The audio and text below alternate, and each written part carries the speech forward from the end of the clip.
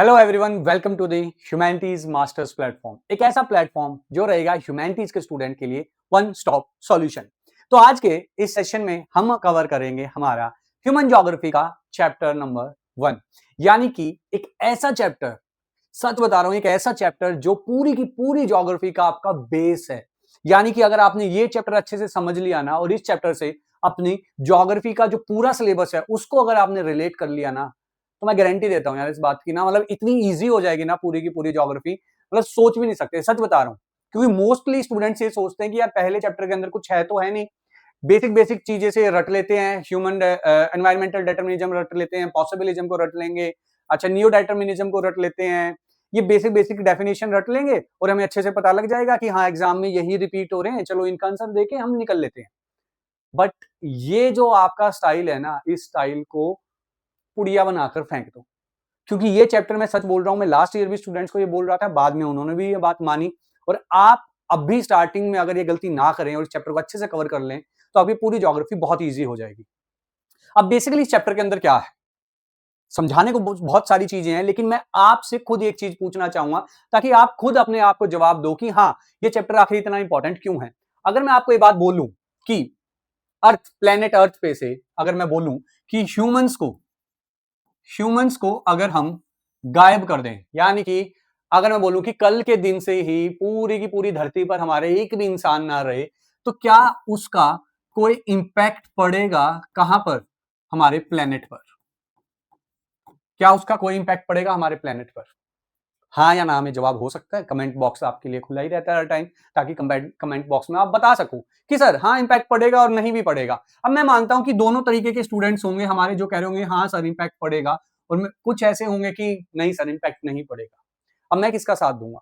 मैं किसी का साथ नहीं दे रहा हूं। ये आप लोग मुझे चैप्टर के एंड में बताओगे कि सर इंपैक्ट पड़ना चाहिए या नहीं पड़ना चाहिए। अगर मैं दूसरी तरफ इसी सिचुएशन को अपोजिट कर दूं, मैं बोलूं कि आज के आज अगर हमारा प्लेनेट अर्थ गायब हो जाए तो क्या इसका कोई इंपैक्ट पड़ेगा ह्यूमंस पर?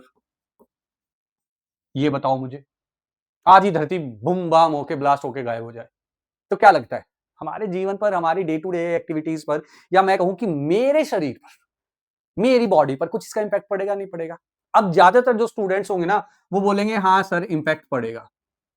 कैसा इंपैक्ट पड़ेगा, कैसा इंपैक्ट नहीं पड़ेगा, ये मुझे नहीं लगता बताने की जरूरत है।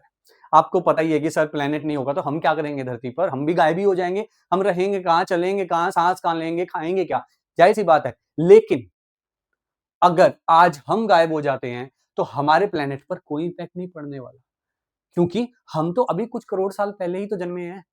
करोड़ भी नहीं, मतलब कुछ लोगों का ये मानना है कि काफी टाइम से है, कुछ का मानना है अभी है, बट स्टिल कुल मिला के अगर मैं बात करूं कि चलो भाई 1 करोड़, 2 करोड़, 5 करोड़ साल पहले लगा के चल लो कि हम इतने पहले हमने जन्म लिया था धरती पर, उससे पहले भी तो प्लेनेट अर्थ था ही ना, और अच्छे से था, वो कोई प्रॉब्लम नहीं थी, बल्कि आकर हमने ही अड़ंगा मचा रखा है यहाँ।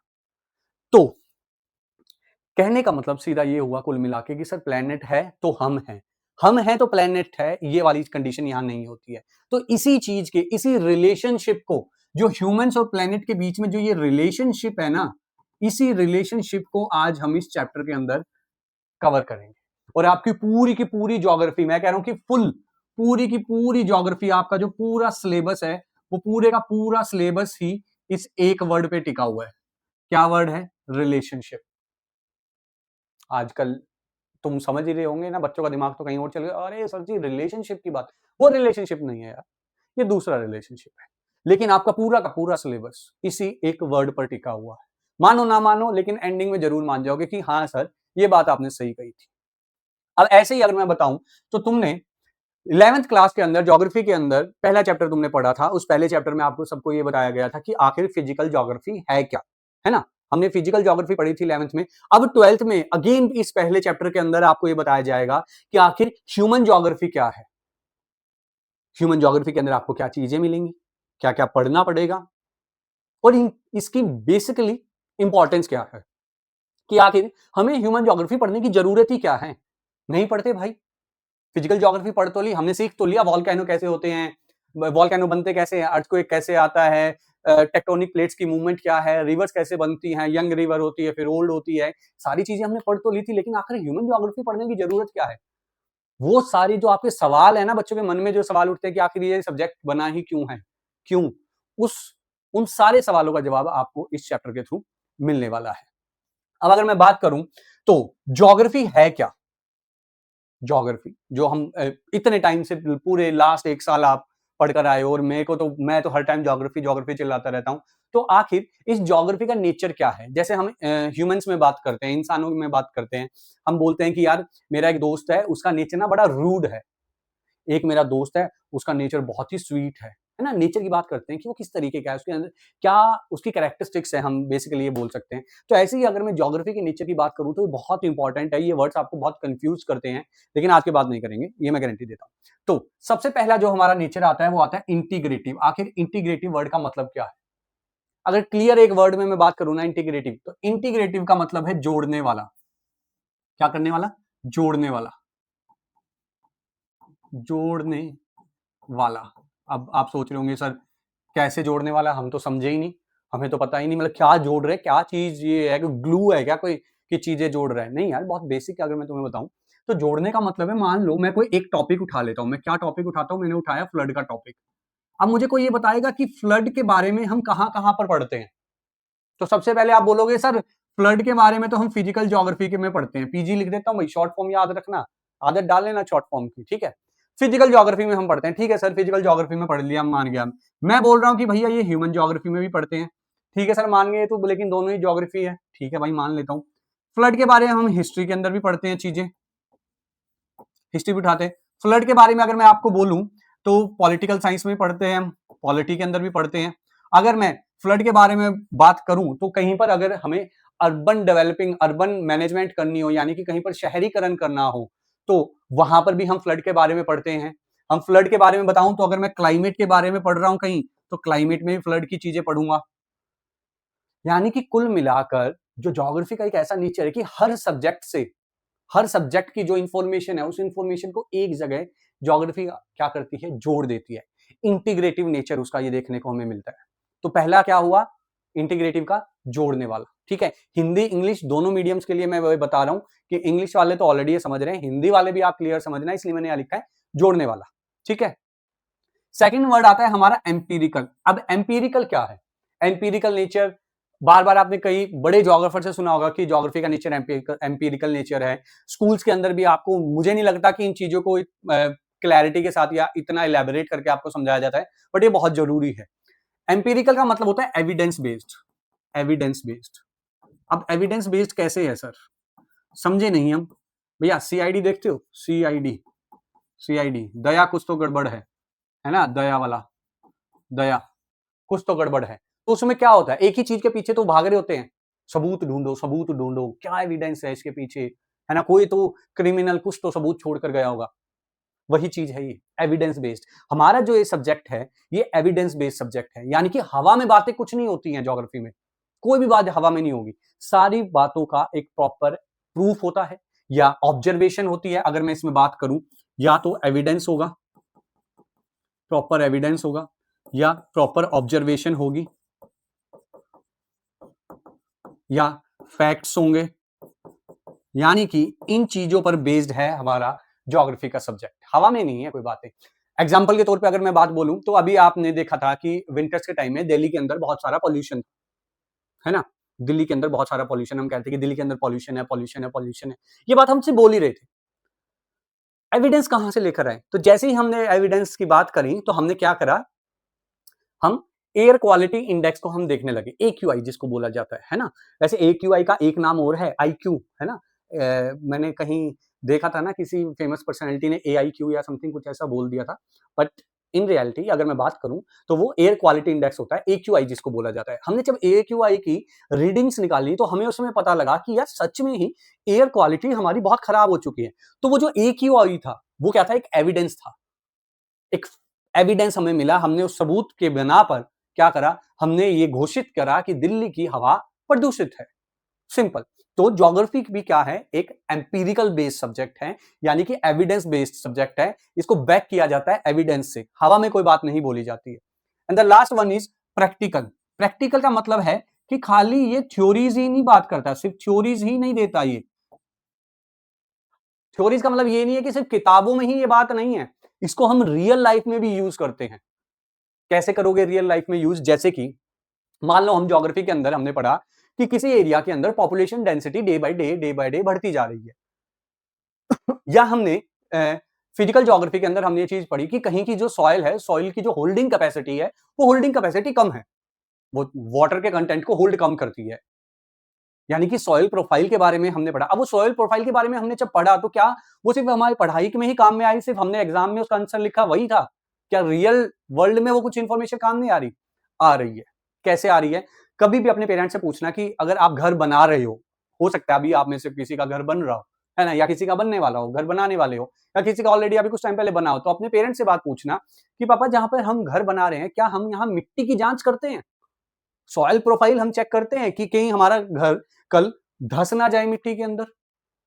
तो वो बोलेंगे हाँ बेटा करते हैं, सारी चीजें चेक होती है ना? तो ये चीज यानी कि ये जो बेसिक चीजें हम फिजिकल ज्योग्राफी चाहे ह्यूमन ज्योग्राफी क्यों ना हो, किसी भी टाइप की ज्योग्राफी हो, ऑल ओवर, अभी मैं पूरी की पूरी ज्योग्राफी की बात कर रहा हूं, यहां पर मैं फिजिकल या ह्यूमन अलग अलग नहीं, मैं पूरी ज्योग्राफी, चाहे किसी भी टाइप की ज्योग्राफी क्यों ना, पॉलिटिकल ज्योग्राफी क्यों ना हो, आपकी इकोनॉमिकल ज्योग्राफी क्यों ना हो, किसी भी टाइप की ज्योग्राफी हो, वो सारी की सारी क्या है, प्रैक्टिकल होती हैं। यानी कि वो जो चीजें हम पढ़ रहे हैं वो रियल वर्ल्ड में भी क्या है, यूज होती हैं, उनको यूज किया जाता है अपनी डे टू डे एक्टिविटीज के अंदर।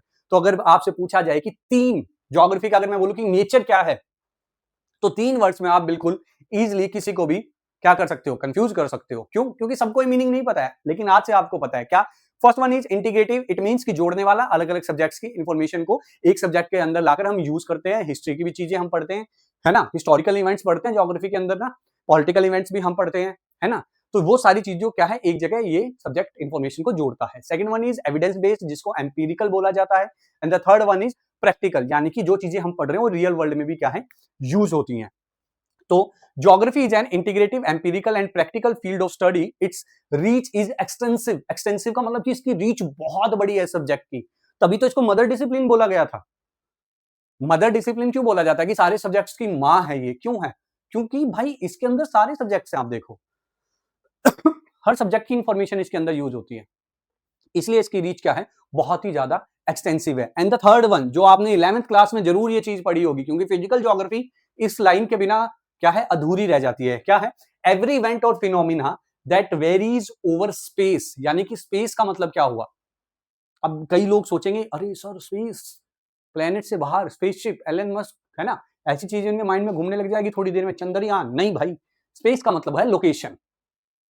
कि ज्योग्राफी के अंदर आप हर एक लोकेशन जैसे जैसे चेंज करते हो, ज्योग्राफिकल फिनोमिनाज भी चेंज होते हैं। And not only with space या विद लोकेशन, मैं बोल रहा हूं टाइम के साथ भी। Time can be studied geographically, यानी कि दोनों चीजें जब हम चेंज करते हैं तो ज्योग्राफी के फिनोमिना चेंज होते रहते हैं। जैसे कि अगर मैं बात करूं, अगर मैं अभी अभी बिल्कुल करंट, आज मान लो क्या है, जुलाई का मंथ चल रहा है अभी, अगर मैं जुलाई के मंथ पे लेह लद्दाख चला जाऊं तो वहां मेरा टेम्परेचर चेंज होगा, वहां फिनोमिना अलग चल रहा होगा ज्योग्राफी का। लेकिन अभी के अभी अगर मैं जुलाई के मंथ में ही अगर मैं केरला चला जाऊं, या मैं कर्नाटका चला जाऊं, या मैं उड़ीसा चला, छत्तीसगढ़ चला जाऊं, या मैं वेस्ट बंगाल चला जाऊं, तो आप देखोगे वहां पर फिनोमिना थोड़ा चेंज हुआ मिलेगा। और अगर मैं दिल्ली में हूं तो यहाँ फिनोमिना चेंज है। यानी कि सेम टाइम है बट लोकेशंस अलग अलग हैं। तो ज्योग्राफिकली आप देखोगे सारी चीजें वहां फिनोमिना जो चल रहे होंगे, या जो टेम्परेचर होगा, वहां की जो विंड कंडीशन होगी, जो मॉइस्चर लेवल होगा, वो सारी चीजें अलग होंगी। यानी कि लोकेशन के हिसाब से चेंज हो गया। अगर मैं ऐसे टाइम की बात करूं तो आप देख लो, अगर अब जुलाई है, अगर मैं बोलूं कि मैं जुलाई में ना आकर मैं नवंबर में अगर दिल्ली में आऊं, या मैं दिसंबर में अगर मैं दिल्ली के अंदर आऊं, तो क्या होगा? कुछ नहीं होगा बेटा, मेरे मुंह पे ना ऑक्सीजन का सिलेंडर लगा होगा। क्योंकि सर्दियों में तो यहाँ हालत ऐसी होती है कि लिटरली आपको ऑक्सीजन सिलेंडर लेके चलना पड़ता है। और अभी आप देख रहे हो ना कि मैं हर थोड़ी देर में कफ आ जाती है ना, खांसी जिसको बोलते हैं, ये है नहीं खांसी, कोई बीमार नहीं हूं मैं, बट ये हमारे अंदर रंग गई है चीजें, है ना। क्योंकि एनसीआर में रहने वालों के लिए ये क्या है, कॉमन चीज होगी है कि हर थोड़ी देर में ये करना, क्योंकि लंग्स के अंदर हमारे धुआं है, स्मोक है। अब हमें लग रहा है कि इथेनॉल हमें पीना पड़ेगा थोड़ा सा, बट एनीवे, तो टाइम के हिसाब से जब आप चेंज करते हो लोकेशन, आप देखोगे टाइम के हिसाब से, अगर दिसंबर में मैं दिल्ली के अंदर आऊंगा तो मुझे सर्दी मिलेगी, है ना। अगर मैं 2 महीने बाद आके देखूंगा यहाँ पे अराउंड अगस्त सितंबर में आऊंगा, तो आप देखोगे मॉनसून, रिट्रीटिंग मॉनसून चल रहा होगा। 1 महीने के बाद आऊंगा, अगर मैं अगले 25 दिनों में आऊं, तो आप देखोगे मॉनसून का पीक टाइम चल रहा होगा। तो with time and with location geographically phenomenas क्या है, ज्योग्राफी के फिनोमेना चेंज होते रहते हैं, इसलिए इसकी रीच को एक्सटेंसिव भी माना जाता है। क्लियर है? 3 वर्ड से अगर मैं स्लाइड में बात करूं, देखो यार मैं बार बार बोल रहा हूं, इस चैप्टर को ये समझ के मत पढ़ो कि एग्जाम में मुझे नंबर लेके आने हैं, हे भगवान बस क्वेश्चन बता दे।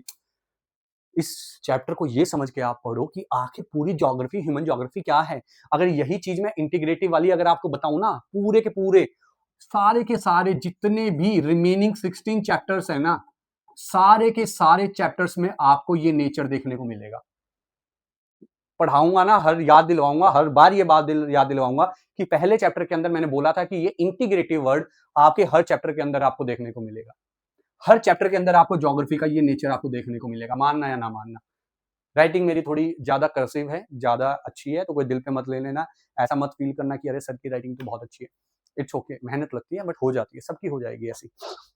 एनीवे, सो 3 चीजें आपको यहाँ क्लियर रखनी है, ठीक है, तीनों के नेचर क्या है। अब अगर मैं आगे बात करूं तो अर्थ सरफेस के बारे में पढ़ रहे हैं, यानी कि ज्योग्राफी का मतलब क्या, जियो प्लस ग्राफी यानी कि स्टडी ऑफ अर्थ।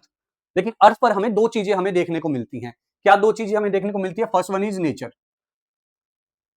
नेचर का मतलब क्या है भाई? नेचर का मतलब हो गया कि हमें रिवर्स देखने को मिलती हैं, हमें माउंटेन्स देखने को मिलते हैं, है ना। अभी कहेंगे सर सब कुछ लिख दोगे और क्या, अरे नहीं, ये नहीं देखने को मिलता, मैं ट्री लिखने वाला था, ट्री नहीं है।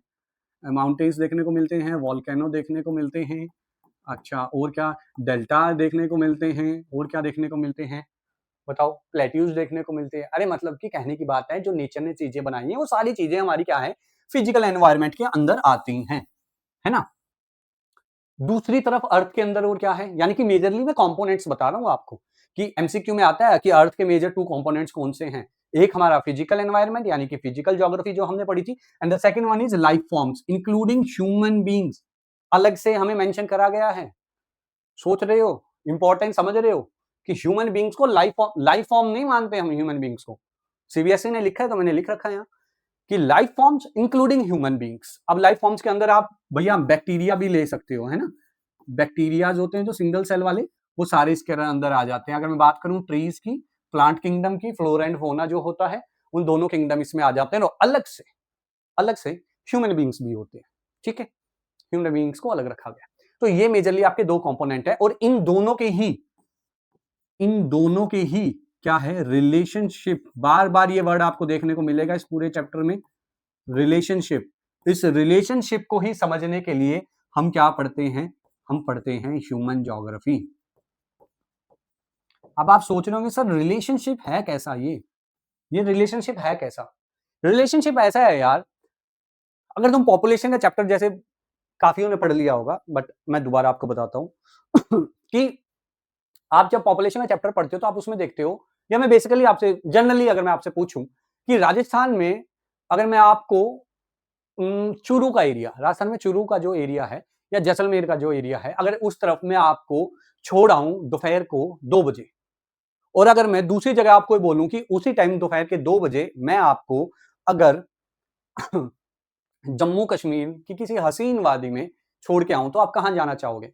तो सारे मोस्टली 99% स्टूडेंट्स बोलेंगे सर मैं तो JNK जाऊंगा, किसी वैली में आराम से जाके बैठूंगा। मैं पूछूंगा कि क्यों, आप बोलोगे सर जी अरे वहां पे तो गर्मी है, धूल मिट्टी उड़ रही होगी, वहां पे इंटरनेट का कनेक्शन नहीं होगा, खाने के लिए कुछ नहीं मिलेगा, रेगिस्तान के बीच में मैं क्या करूंगा। यानी कि आपकी चॉइस पर इंपैक्ट पड़ रहा है नेचर का, है ना। क्लाइमेट क्या है, इट्स नेचर ही तो है, फिजिकली चीज तो है, वो फिजिकल ज्योग्राफी का तो पार्ट है।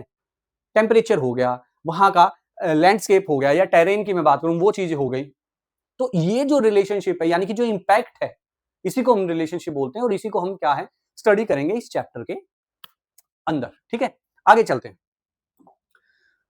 अगर again what human geography studies, है ना, यही मैं आपको बता रहा था, इसलिए मैंने आपको पहले एक एग्जांपल दे दिया राजस्थान वाला, ताकि आपका थोड़ा बेस बन जाए कि अगले स्लाइड पे जाते ऐसे ना हो जाए ये क्या आ गया सर, ठीक है। तो क्या है, physical geography studies the physical environment, basically वो फिजिकल एनवायरनमेंट पढ़ता है, and the human geography studies the relationship between physical nature and human worlds, the spatial distribution of humans. Spatial distribution का मतलब क्या है कि अलग अलग लोकेशंस हैं, लोकेशंस पर जो डिस्ट्रीब्यूशन है, कैसा डिस्ट्रीब्यूशन है, जैसा भी होगा, जस्ट इन केस कि अगर मैं बोलूं कि मान लो ये एक एरिया है D यानी कि डेजर्टेड एरिया है, ये एक एरिया है, ये है P यानी कि प्लेन एरिया है, like just like UP, Bihar, Delhi, है ना। अगर मैं बोलूं कि डेजर्टेड एरिया में आप देखोगे 3-4, सिर्फ 5 लोग रह रहे हैं। लेकिन वहीं अगर प्लेन के एरिया में मैं देखूंगा तो बहुत ज्यादा डेंसिटी है अपने इधर, तो आपको पता ही है बहुत ज्यादा डेंसिटी है। तो ये क्या है कि ये एक लोकेशन है, ये एक लोकेशन है, that is special distribution of humans, यानी कि यहां 5 ह्यूमंस है या 10 ह्यूमंस है, स्पेशल डिस्ट्रीब्यूशन किस वजह से? Because of this physical geography, physical nature की वजह से है ना, कि यहां पर टेम्परेचर क्या है, बहुत ज्यादा था, यहां टेम्परेचर हाई था, इसलिए तो लोगों ने क्या बोला कि यहां नहीं रहेंगे, हम तो यहां रहेंगे। क्यों? क्योंकि यहां तो टेम्परेचर भी एक ठीक मिलेगा। अगर मैं बात करूं टेरेन की, तो यहाँ टेरेन भी ठीक मिलेगा, यहाँ पे तो धूल मिट्टी उड़ रही होगी, यहाँ तो सिर्फ ऊंट पे चलना पड़ेगा, गाड़ी तो चलेगी नहीं भैया, थार कहां घुमाएगी दुनिया, थार और स्कॉर्पियो कहां घुमाएंगे, यहीं तो घुमाएंगे, क्योंकि यहां पर क्या है, डेवलपमेंट ईजी हो जाएगी आपकी। कैसी डेवलपमेंट? इंफ्रास्ट्रक्चरल डेवलपमेंट, रोड्स वगैरह बनने बहुत ईजी है, बिल्डिंग्स बनाना बहुत ईजी है, दैट्स वाई लोग यहां रहना प्रेफर करेंगे, यहां नहीं करेंगे। तो इसी चीज को बोला जाता है special distribution of human beings, simple. और इसी के बारे में हम पढ़ते हैं ह्यूमन ज्योग्राफी के अंदर, है ना। ह्यूमन ज्योग्राफी, अर्थ पर कहां कहां हम बसे हुए हैं, कहां कहां हमने अपना डेरा जमा रखा है। तो geography aims to understand the earth as the क्या, ह्यूमन बींग्स का home, home of human beings, home. अब आप बोल रहे हो कि sir ji home of human beings, ये तो समझ नहीं आया, मेरा घर तो दिल्ली में पड़ता है, मेरा घर तो बॉम्बे है, होम कर रहा है, ये समझ नहीं है, मतलब कहना क्या चाह रहे हैं। आधे बच्चे तो यहीं कंफ्यूज हो जाते हैं। देखो एक बहुत बेसिक सा एग्जांपल देता हूं कि आखिर ह्यूमन ज्योग्राफी या ज्योग्राफी की नीड ही क्यों पड़ी। मैं पूरे ज्योग्राफी की बता देता हूं, खाली ह्यूमन ज्योग्राफी की भी छोड़ो। देखो यार, अगर मैं आपको क्या करूं, अगर मैं आपकी आंख पे पट्टी बांध दूं, ठीक है, और मैं सुबह आपको ये बोलूं कि यार बेड पे आपको मैंने लिटा रखा है और आंख पे अब मैंने पट्टी बांध दी, और मैंने आपको बोला कि यार तू अब एक काम कर, अब तू आंखें बंद करे करे किचन तक चला जा, और किचन में जाके फ्रिज से पानी की बोतल निकाल के पानी की बोतल से पानी पी के दिखा, तो मैं गारंटी देता हूं 99.9% लोग ये काम कर देंगे, जहां पर जिस घर में वो रह रहे हैं। क्यों? क्योंकि उनको पता है कि उनके घर में कौन सी चीज कहां पर रखी है। यहां चलूंगा, टच करूंगा, ओहो यहाँ पे तो चेयर रखी है, यहाँ पर टेबल है, यहाँ पर बेड है, अरे ये डोर आ गया, इधर से मेरे को राइट लेना है। क्यों? क्योंकि किचन सामने है राइट में। ओ, अब दीवार को, वॉल को टच करते करते मैं किचन तक पहुंच गया। अच्छा, किचन में ये मेरा फ्रिज है, फ्रिज खोला। क्यों? क्योंकि आपके सबकॉन्शियस माइंड में सारी चीजों का मैप बना हुआ है, छपी हुई है चीजें, मतलब कि आपको पता है आपके घर में क्या चीज है। तो सोचो वो आपका घर है। अगर मैं बोलूं कि पूरी की पूरी ह्यूमन सिविलाइजेशन का, इंसानों का, जितने भी इंसान आज तक पैदा हुए थे और आज पैदा हो रखे हैं और जो आने वाले हैं, उन सबका घर क्या है? उन सबका घर तो प्लेनेट अर्थ ही है ना। तो क्या हमें अपने प्लेनेट अर्थ के बारे में इतनी बेसिक सी चीजें नहीं पता होनी चाहिए? हमें क्या पता नहीं होना चाहिए कि कहां पर गर्मी है, कहां पर सर्दी है, कहां पर रिसोर्सेज है, कहां रिसोर्सेज नहीं है, कहां पर रिवर्स है, कहां पर रिवर्स नहीं है, कौन सा माउंटेन की वैली में रहना सेफ है, कहां पर फ्लड आ सकती है, कौन सा वॉल्केनो इरप्ट हो सकता है, कौन सा वॉल्केनो इरप्ट नहीं होगा, कौन सा डेड हो गया है, कौन सा स्लीप मोड पर है, कौन सी टेक्टोनिक प्लेट कब किसी से टकरा सकती है, कहां पर वॉल्केनिक इरप्शन हो सकता है ना। कहां पर कौन सी सॉइल है, किस टाइप की सॉइल है, कहां पर कैसा एग्रीकल्चर सिस्टम हम फॉलो कर सकते हैं, कौन सी क्रॉप का कल्टीवेशन कर सकते हैं। तो क्या ये बेसिक चीजें हमें अपने घर के बारे में नहीं पता होनी चाहिए ना। तो उन्हीं चीजों को पता करने के लिए सब्जेक्ट बना है ज्योग्राफी, और उसी ज्योग्राफी की ब्रांचेज हैं। फॉर एक ब्रांच है physical geography and the other branch is human geography. एक ही पेड़ की दो शाखाएं हैं। वैसे तो ज्योग्राफी की बहुत सारी ब्रांचेज हैं, बट मेजरली आपको यही दो ब्रांचेज पढ़नी है। पहली आप पढ़ चुके हो फिजिकल, ह्यूमन अब आप पढ़ने वाले हो। The emphasis is on the study of nature and human being. अब काफी बच्चों का रहता है कि सर ये एम्फेसिस वर्ड का मतलब क्या है? बेटा बता दूं, देखो मेरे को भी नहीं पता होता था पहले, मैंने भी पढ़ा तभी मुझे पता लगा। एम्फेसिस का मतलब है फोकस करना, प्रेशर, जोर देना। यानी कि कह रहा है कि जो ज्यादा जोर दिया गया है, emphasis is on the study of nature and human being, nature and human being. Clear? तो आपको पता होना चाहिए कि ह्यूमन ज्योग्राफी में क्या चीजें करते हैं, फिजिकल ज्योग्राफी में क्या चीज है। और अगर मैं बात करूं कि प्लेनेट अर्थ के, तो प्लेनेट अर्थ के दो कंपोनेंट हैं, एक फिजिकल और एक लिविंग ऑर्गेनिज्म या life forms including human beings, है ना। ये इंक्लूडिंग वाला वर्ड बड़ा मेरे को मतलब अजीब ही लगता है। अब अब जैसे कि आपको पता है यार, पॉलिटी के आप सब स्टूडेंट्स हो, है ना। तो पॉलिटी के स्टूडेंट्स हो, आपको पता होता है एक राइट विंग होता है, एक लेफ्ट विंग होता है। क्लियर? यानी कि एक सरकार के पक्ष में बोल रहा होता है, एक विपक्ष में बोल रहा होता है। हर जगह आपको ये चीज देखने को मिलेगी, हर जगह। यानी कि पीओवी, पॉइंट ऑफ व्यू जिसको बोलते हैं ना, पीओवी, देखने का नजरिया, देखने का नजरिया जो होता है किसी भी चीज को। मान लो मैं इस पेन को देख रहा हूं, इस पर कुछ लिखा ही नहीं है, सारा ही ब्लैक है, बट स्टिल अगर मान लो कि इस तरफ कुछ लिखा है तो अगर मैं ऐसे देख रहा हूं तो मुझे वो लिखा हुआ नहीं दिखेगा, बट जो उस तरफ से देख रहा होगा उसको वो चीज लिखी हुई दिख जाएगी। तो ये क्या है? ये पीओवी तो है, देखने का नजरिया। भाई मैं इस एंगल से देख रहा हूं, मैं तो नहीं, मेरे को तो नहीं दिख रहा। कोई मेरे को कितना ही बोल ले कि अरे उस तरफ लिखा है इस पे कुछ ना कुछ लिखा है, मैं बोल रहा हूँ कि भाई मेरे को जो पोर्शन दिख रहा है मेरे को नहीं लिखा हुआ है, बट वहीं पर दूसरे एंगल से मैं देखूंगा तो लिखा हुआ है, वो इंसान कहेगा नहीं लिखा हुआ है। तो पीओवी होते हैं ये कि अलग अलग डायमेंशन से किसी चीज को देखना, अलग एंगल से किसी चीज को देखना, तो उसका नजरिया भी वैसा ही हो जाता है। तो कुछ ऐसा ही होता है ज्योग्राफी के अंदर, खासकर ह्यूमन ज्योग्राफी के अंदर, और इसी चीज को बोला जाता है डुअलिज्म। इसी चीज को बोला जाता है डुअलिज्म, यानी कि बहुत सारे ज्योग्राफर्स ने अपना अपना नजरिया रखा किस चीज को, ज्योग्राफी को लेकर। किसी ने ज्योग्राफी सब्जेक्ट को किसी तरीके से यूज करा, किसी अलग अप्रोच के थ्रू उन्होंने एक्सप्लेन करा, किसी ने अलग अप्रोच के थ्रू उसको एक्सप्लेन करा। जैसे कि सबसे पहली जो अप्रोच आती है, या जो सबसे पहली लड़ाई हुई दो तरह की सोचों के अंदर, वो थी थ्योरिज्म या लॉ मेकिंग, जिसको हम नोमोथेटिक कहते हैं। नोमोथेटिक यानी कि लॉ मेकिंग। नोमोथेटिक को क्या बोलते हैं हम? लॉ मेकिंग भी बोलते हैं, यानी कि कानून। कैसा कानून कि सर जी कहीं वो धारा 302 तो नहीं लगवा रहे हो? नहीं बेटा, वो वाला कानून नहीं है। कानून है एक जनरल लॉ। क्या बोलते हैं? एक जनरल लॉ। जनरल लॉ कैसा कि अगर मैं आपको ये बात बोलूं कि इंडिया के अंदर मॉनसून कब आता है, बताओगे भाई? जरा बताओ, सोचो सोचो, इंडिया के अंदर मॉनसून कब आता है? तो ज्यादातर पता है लोग क्या बोलेंगे सर जी जून में आ जाता है, जून एंडिंग में, जून जुलाई में मॉनसून आ जाता है। बात सच भी है भाई, जून जुलाई के अंदर मॉनसून आ जाता है। तो ये क्या है? जनरल लॉ बन जाता है कि इंडिया के अंदर मॉनसून कब आता है? जून जुलाई में आता है। लेकिन मैं अगर ये बात बोलूं कि पर्टिकुलर किसी एक एरिया को लेकर अगर मैं बोलूं, किसी भी एक एरिया को लेकर अगर मैं बात करूं, एरिया कौन सा एरिया उठा लो, मान लो कि मैंने एरिया उठा लिया, आपको पता है अब मॉनसून आ रहा है, मॉनसून आपको पता है कि साउथ से आता है हमारा, है ना, साउथ वेस्ट से होता हुआ आता है। तो साउथ वेस्ट से जब वो आएगा तो जाहिर सी बात है उन स्टेट्स में पहले आ जाएगा, है ना। स्टेट्स में केरला, महाराष्ट्र में अगर मैं बात करूं तो मैं बोलूं कि महाराष्ट्र के अंदर मॉनसून कब आता है। तो अब क्या है, अब मैं स्पेसिफिक उस एक पर्टिकुलर जगह के बारे में बोल रहा हूं, स्पेसिफिक डिस्क्रिप्टिव वे में उसमें बात कर रहा हूं। तो एक जनरल लॉ हो जाता है, एक किसी पर्टिकुलर चीज को लेकर, पर्टिकुलर रीजन को लेकर क्या है, वो लॉ बन जाता है। दैट इज लॉ मेकिंग में नॉमोथेटिक एंड डिस्क्रिप्टिव। इससे ज्यादा कुछ भी नहीं है। इससे ज्यादा आपको ना कुछ इसके बारे में लिखना होता है, ना इससे ज्यादा इसके बारे में ज्यादा मतलब वो रिसर्चर बनकर मत चल पड़ना कि बिल्कुल सर जी मैं तो विकिपीडिया पढ़ूंगा इसकी जाके, नहीं, ज्यादा मत जाना, कंफ्यूज रहोगे वरना चीजों को लेकर। ठीक है। सेकंड आती है बेटा रीजनल। ज्योग्राफी के अंदर एक होती है रीजनल अप्रोच और एक होती है सिस्टमैटिक अप्रोच।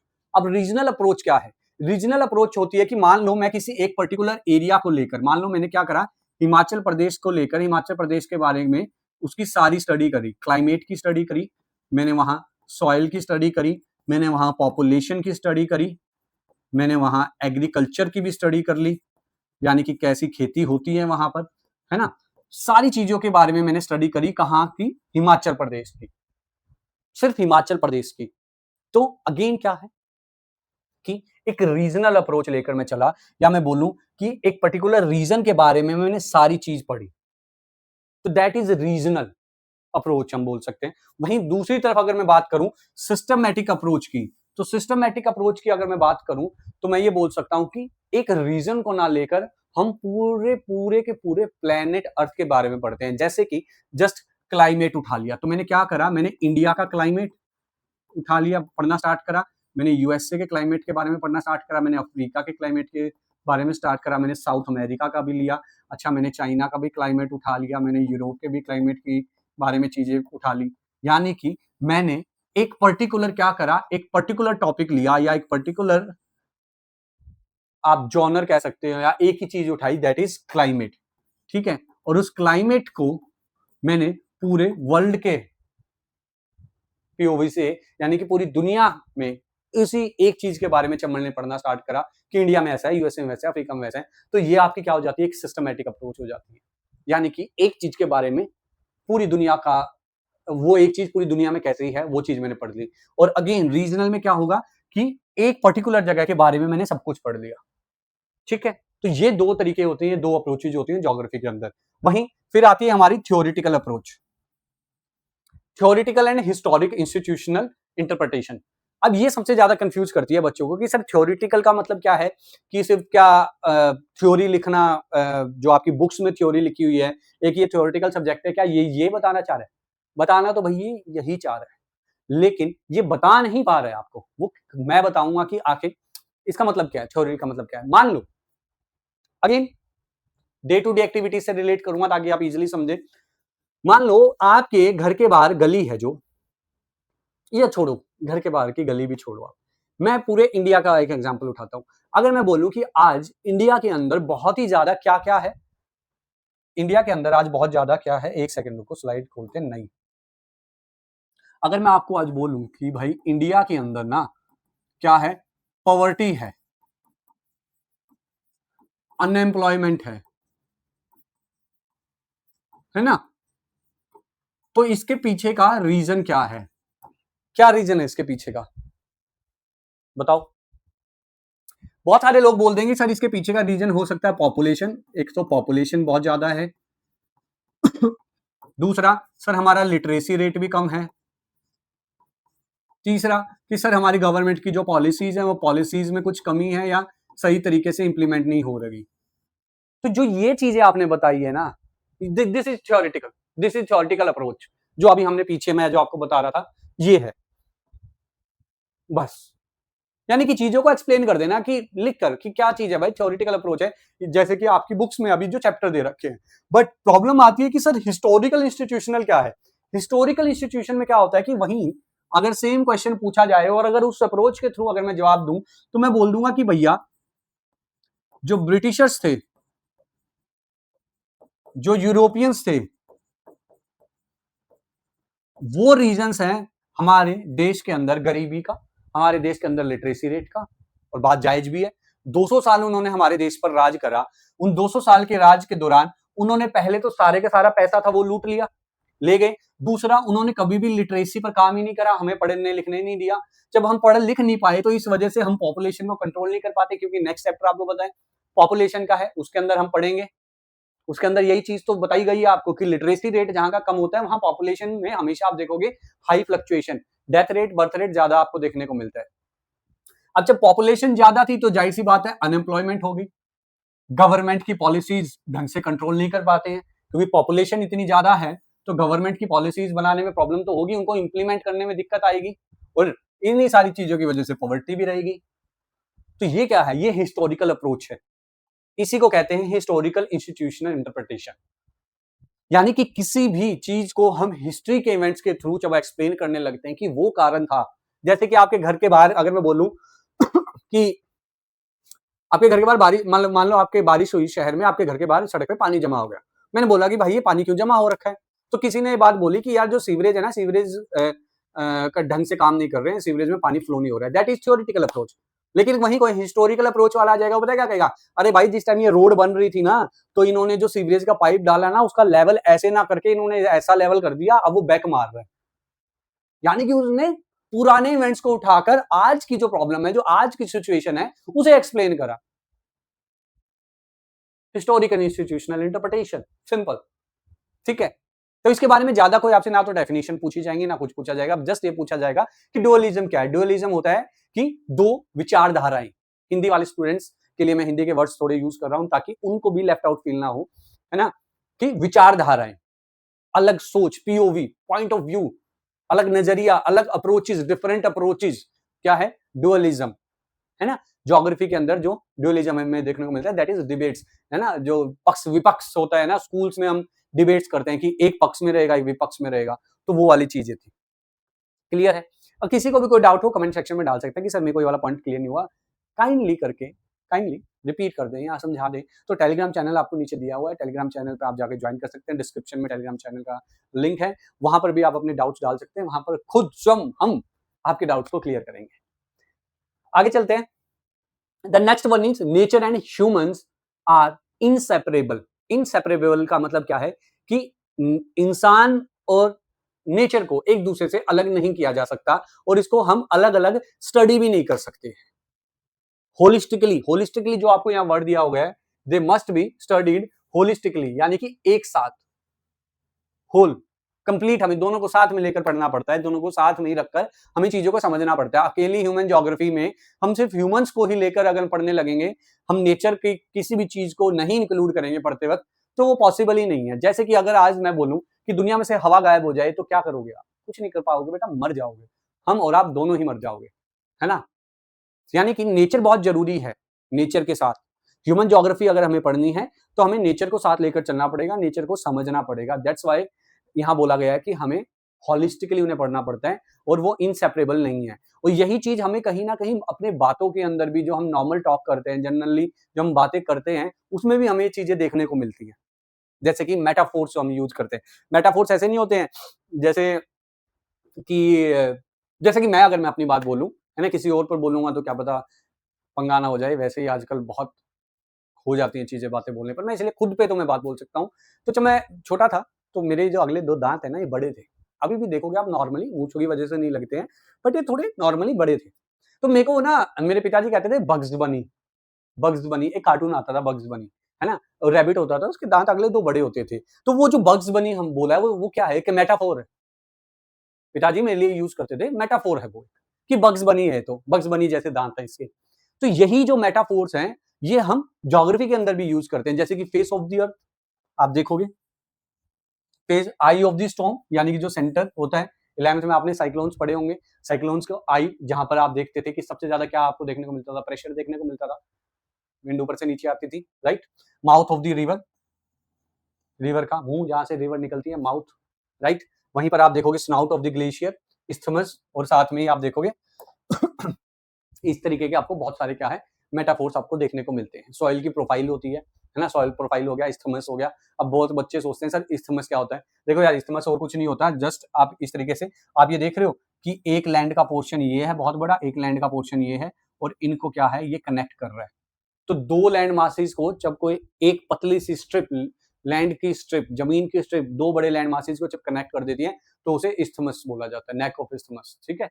तो वो चीज होती है और कुछ नहीं होता। स्नाउट ऑफ द ग्लेशियर बोला जाता है। ये सारे क्या है? ये सारे के सारे मेटाफोर्स हैं। और ये एग्जाम में आपसे पूछा भी नहीं जाएगा, ऐसा कुछ पूछा भी नहीं जाना इनमें से। बट फिर भी ये क्यों दे रखा है? वो सिर्फ इसलिए दे रखा है ताकि आप चीजों को समझो, आपका बेस इतना स्ट्रांग हो जाए ज्योग्राफी को लेकर कि आप जो आने वाले सारे चैप्टर्स पढ़ने वाले हो वो आपको क्लियर रहे। आपको पता होना चाहिए कि भाई मैं आखिर पढ़ूंगा क्या। देखो, जो भी कोई स्टूडेंट अगर रट्टाफिकेशन करने के लिए यहाँ पे बैठा है, अगर वो ये सोच के बैठा है कि सर आप सिर्फ मेरे को सिलेबस पढ़ा दो फटाफट सीधा सीधा और मैं जाके बस अपना काम करूं, तो बेटा गलत जगह आ गए हो आप। अब भी मैं क्लियर बोल रहा हूं, आप गलत रास्ते पर हो और गलत जगह हो, क्योंकि यहां पर मैं ज्योग्राफी ऐसे नहीं पढ़ाने वाला। मैं ज्योग्राफी आपको इस वजह से पढ़ा रहा हूं ताकि आपको ज्योग्राफी से लगाव हो जाए, आप इस सब्जेक्ट की इंपॉर्टेंस को समझो। बहुत सारे आप में से ऐसे स्टूडेंट्स होंगे जो ज्योग्राफी ऑनर्स करना चाहते होंगे, उनके लिए बहुत जरूरी है चीज समझना। बहुत सारे ऐसे होंगे जिनको समझ ही नहीं आ रहा करना क्या है, तो मे भी शायद उन्हें एक रास्ता मिल जाए, ठीक है। तो ये जो चीज है ना बताने का, ये जो सारा पर्पस है इस चीज को बताने का, वो पर्पस ये है कि क्यों ह्यूमन एंड नेचर क्या है, इनसेपरेबल है। वाई? वो जो क्यों का रीजन है वो यहां है। वो यही नहीं, सिर्फ यही नहीं, आगे अगर आप जाकर देखोगे तो आपको बहुत सारे जोग्राफर्स थे जिन्होंने ऐसे ही मेटाफोर्स को यूज करा है, ह्यूमनाइज मेटाफोर्स यूज करें। ह्यूमनाइज मेटाफोर्स कैसे यूज करें? जैसे कि जर्मन जोग्राफर्स थे, ये आपसे पूछा जा सकता है एमसीक्यू में कि कहां के जोग्राफर्स थे, तो आप ये बता सकते हो कि जर्मन जोग्राफर्स थे जिन्होंने डिस्क्राइब करा दी स्टेट और कंट्री को एज ए लिविंग ऑर्गेनिज्म। अब काफी स्टूडेंट्स को ये कंफ्यूजन रहती है कि सर स्टेट्स और डिस्ट्रिक्ट्स को लिविंग ऑर्गेनिज्म कैसे उन्होंने मतलब बोल दिया? भाई क्यों नहीं बोल सकते? लिविंग ऑर्गेनिज्म क्या होता है? चलो मैं 2 चीजें तुम्हें बताऊं। एक है लिविंग ऑर्गेनिज्म, ठीक है। लिविंग ऑर्गेनिज्म क्या होता है? मान लो पहले वो छोटा सा होता है, फिर टाइम के साथ बड़ा होता है और साइज बढ़ता है और साइज बढ़ता है और साइज बढ़ता है और साइज बढ़ता है। वैसे ही जैसे मैं इंसान ले लूं, इंसान पहले इंसान का बच्चा छोटा सा होगा, फिर इंसान का बच्चा बड़ा हो जाएगा, फिर जवान हो जाएगा, है ना, फिर और थोड़ा बड़ा होगा, राइट। तो ये क्या है? आप ये देख रहे हो कि लिविंग ऑर्गेनिज्म क्या कर रहा है? ग्रो कर रहा है, बड़ा हो रहा है, ग्रोथ हो रही है। ऐसे ही आप देखते हो, तो ऐसे ही आपको सिटी और स्टेट्स दिखते हैं। आप अपने शहर में, जिस शहर में आप हो, पूछ लेना पहले अपने पेरेंट्स से कि पापा क्या ये शहर पहले भी इतना बड़ा होता था? वो बोलेंगे नहीं, पहले वो छोटा सा था, फिर वो शहर धीरे धीरे और बड़ा हुआ, फिर और इंडस्ट्रीज आई, पॉपुलेशन इंक्रीज होने लगी, वो शहर और बड़ा हो गया, फिर वो और बड़ा होता गया। तो ये क्या है? ये भी तो ग्रोथ हो रही है ना, बड़ा हो रहा है। तो इस वजह से जर्मन जोग्राफर्स ने स्टेट्स और सिटीज को या कंट्रीज को क्या बोला? Living organism. क्योंकि वो जिंदा चीजों की तरह क्या है, ग्रो कर रहे हैं, बड़े हो रहे हैं, उनके अंदर ग्रोथ आ रही है। Region, villages, towns are described as organism, again वही चीज, ऑर्गेनिज्म क्यों, क्योंकि बड़े हो रहे हैं। And networks of roads, railways, waterways are arteries of circulation. Science आ गई इसमें, आर्टरीज ऑफ सर्कुलेशन। मैंने बोला था ना कि ज्योग्राफी सब्जेक्ट के अंदर सब कुछ मिलेगा भाई, आपको सब चीजें आपको यहाँ पढ़ने को मिलेंगी, देखने को मिलेंगी। अब ये आर्टरीज क्यों बोला है? अब देखो यार, मेरी बॉडी में मान लो या आर्टरीज है, मान लो यहां से कोई आर्टरीज चल रही है, वो ऐसे ऐसे गई, इस तरीके से वो शेप ले ली, वो कुछ इस तरीके से आपको शेप देखने को मिलेंगी आर्टरीज की। अगर मैं बोलूं कि मान लो यहाँ से कोई एक आर्टरी आ रही है, ठीक है, उसमें से ऐसे निकल रही होंगी, ऐसे जा रही होंगी, है ना। जो जिम करते हैं, जिम वाले लड़कों की देखना, लड़कियों में भी, लड़के लड़कियां दोनों का है, ऐसा कुछ नहीं है कहीं चिढ़ जाओ कि सर जी लड़कियां भी जिम जाती हैं भाई, है ना। इस तरीके से आपको आर्टरीज देखने को मिलती हैं। अब इन आर्टरीज में काम, मतलब इनका काम क्या है? ब्लड सर्कुलेशन का, ब्लड सर्कुलेशन का ही तो काम होगा इसके अंदर, और क्या काम होगा? यानी कि एक ब्लड को यहां से ये ट्रेवल करते हुए आगे तक लेके जाती है।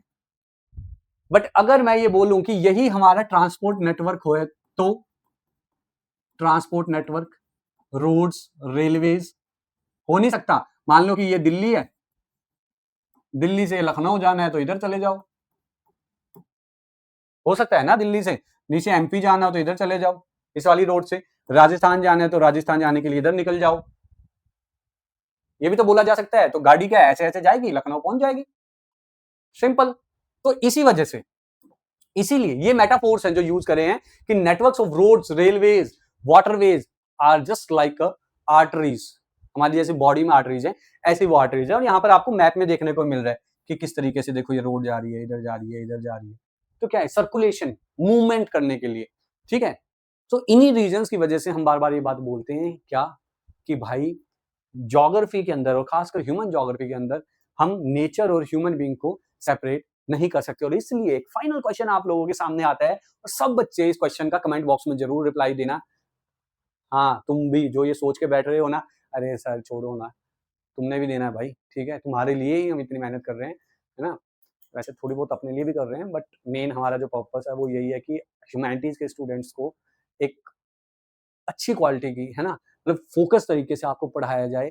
साइंस के लिए, कॉमर्स के लिए सब कर रहे हैं, बट आप लोगों के लिए हम हैं, हम आए हैं आगे होकर, है ना। एक हमने, आप कह सकते हैं, एक स्टेप लिया है चीज़ों को चेंज करने के लिए, तो आपका साथ हमें चाहिए होगा। तो इसलिए बोल रहा हूँ, can we separate nature and humans when they are so intricately या इंट्रिकेटली इंटरवाइंड?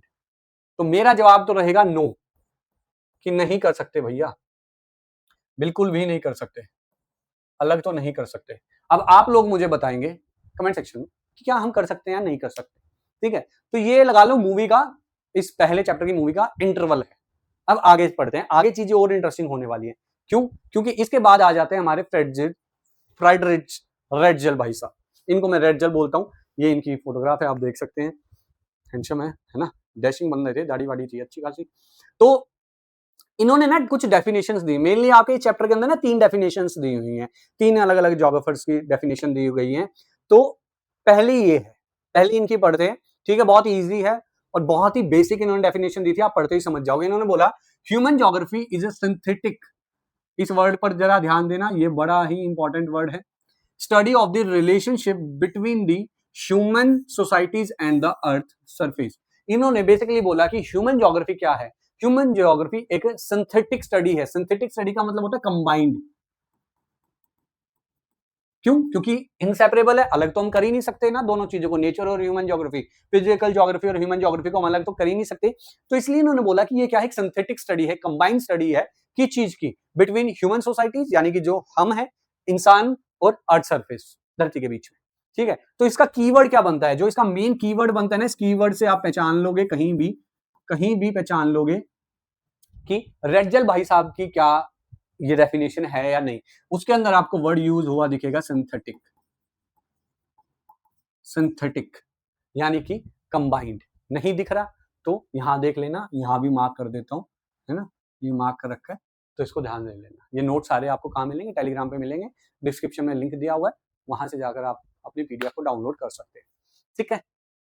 इसके बाद दूसरे भाई साहब कौन है, एलन सी सैंपल, एलन चर्चिल सैंपल, ये असल में स्टूडेंट थी, टेटजल की स्टूडेंट थी, मैन है, फीमेल थी, एलन चर्चिल सैंपल। अच्छा, इन्होंने बहुत इंटरेस्टिंग वे में ह्यूमन ज्योग्राफी को समझाया। इन्होंने क्या बोला, इन्होंने बोला कि human geography is the study of the changing relationship between the unresting man. ये बड़ा बड़ा इसलिए लिखा है क्योंकि यही मेन है इसके अंदर, डेफिनेशन के अंदर दो वर्ड्स, पहला unresting man and the second one is unstable earth. Unresting man and unstable earth का मतलब क्या हुआ, ये भी वही बात बोल रही है वैसे जो रेडजल ने बोली थी कि ये एक ऐसी स्टडी है जिसके अंदर हम ह्यूमन और नेचर के बारे में पढ़ते हैं, बट इन्होंने ह्यूमन के आगे एक वर्ड लगाया अनरेस्टिंग मैन। अनरेस्टिंग मैन क्यों बोला इन्होंने, अनरेस्टिंग मैन बोलने का रीजन ये था कि ह्यूमन सिविलाइजेशन जब से स्टार्ट हुई है भैया, जब से शांति से नहीं बैठी है।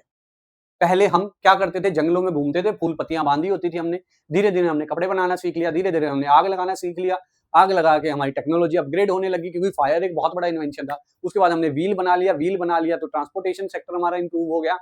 उसके बाद धीरे धीरे हमने कंप्यूटर्स बनाए तो हमने स्पेस में जाने की ट्राई करी, हम चांद पे पहुंच गए, अब एआई बना रहे हैं। तो यानी कि अनरेस्टिंग पीरियड है हम। इंसान हर टाइम खाली दिमाग, वो खाली नहीं बैठ सकता, वो कुछ ना कुछ करता ही रहता है, यानी कि चीजें डेवलपमेंट ग्रोथ के लिए वो कुछ ना कुछ आगे फ्यूचर के लिए प्लान बनाता ही रहता है। जैसे आप भी हो, आप भी अपने माइंड में बना ही रहे होंगे अभी कि 12th करूंगा, सीयूटी करूंगा, सीयूटी बाद इस कॉलेज में जाऊंगा, वहां रहूंगा, फिर उसके बाद ये करूंगा। अनरेस्टिंग पीरियड में रहते हैं हम, है ना। और हर टाइम प्लेनेट पर हमारे इंसान काम कर ही रहा होता है। जैसे इंडिया में रात है तो यूएसए में दिन है, वहां लोग काम कर रहे हैं, हम सो रहे हैं, हम काम कर रहे हैं तो वो सो रहे हैं, यानी कि अनरेस्टिंग पीरियड में रहते हैं।